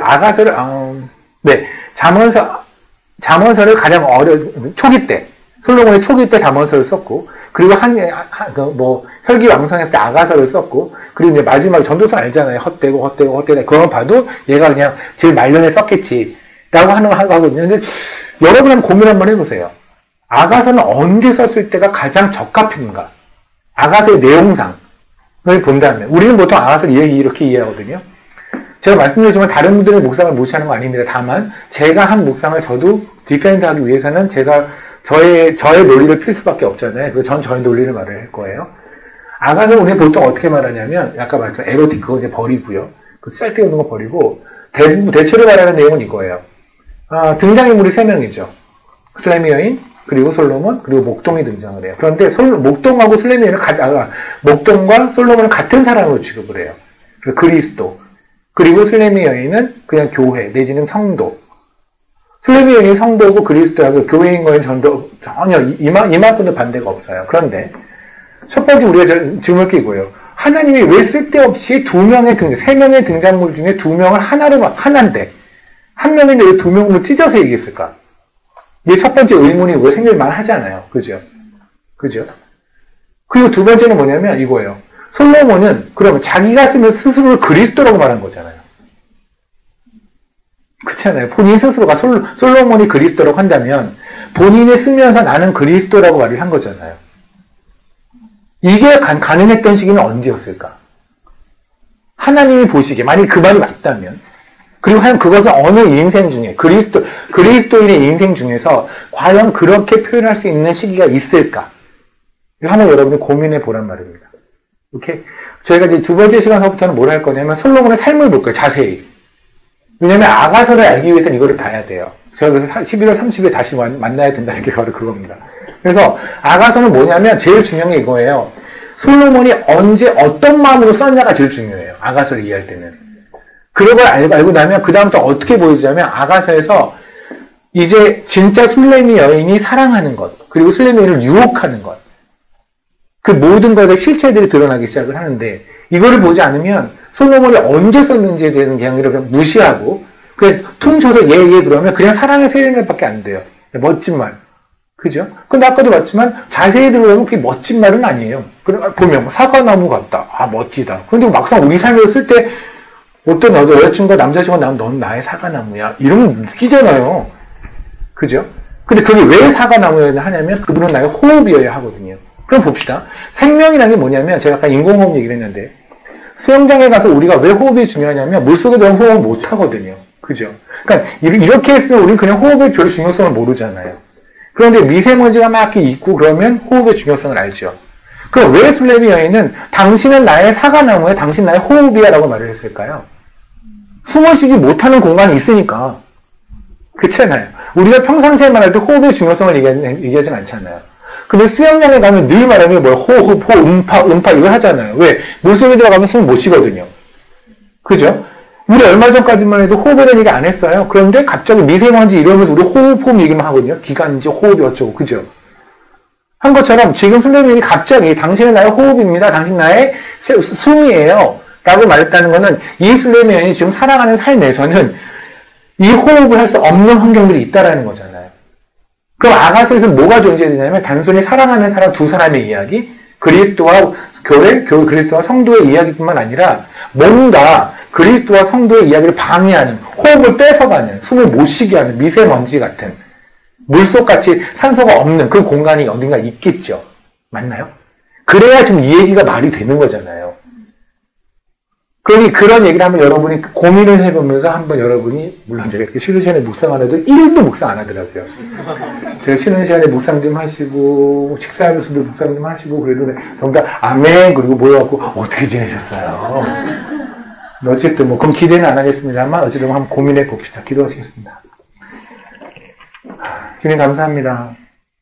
성경의 말씀은 하나님의 호흡으로 쓰여졌다는 것, 하나님의 입맞춤으로 쓰여졌다는 것. 그 얘기는 다시 말하면 저희가 지금 말씀을 보고 있는 이 순간에도 하나님의 입맞춤은 저에게 이루어지고 있습니다. 그걸 믿습니다. 제가 감히 하나님과 입맞춤할 자격이 아니지만 하지만 예수 그리스도의 보혈로 저에게 나는 모든 입냄새를 없애시고 몸냄새를 없애시고 죄의 냄새를 없애시고 저에게 입맞춤하시는 주님을 찬양합니다. 주님과 입맞춤하는 이 시간을 참 귀히 여기며 열심히 듣고 열심히 말하고 열심히 가르치고 열심히 배우겠습니다. 주님 함께 해주십시오. 감사합니다. 예수님 기도했습니다. 아멘. 감사합니다.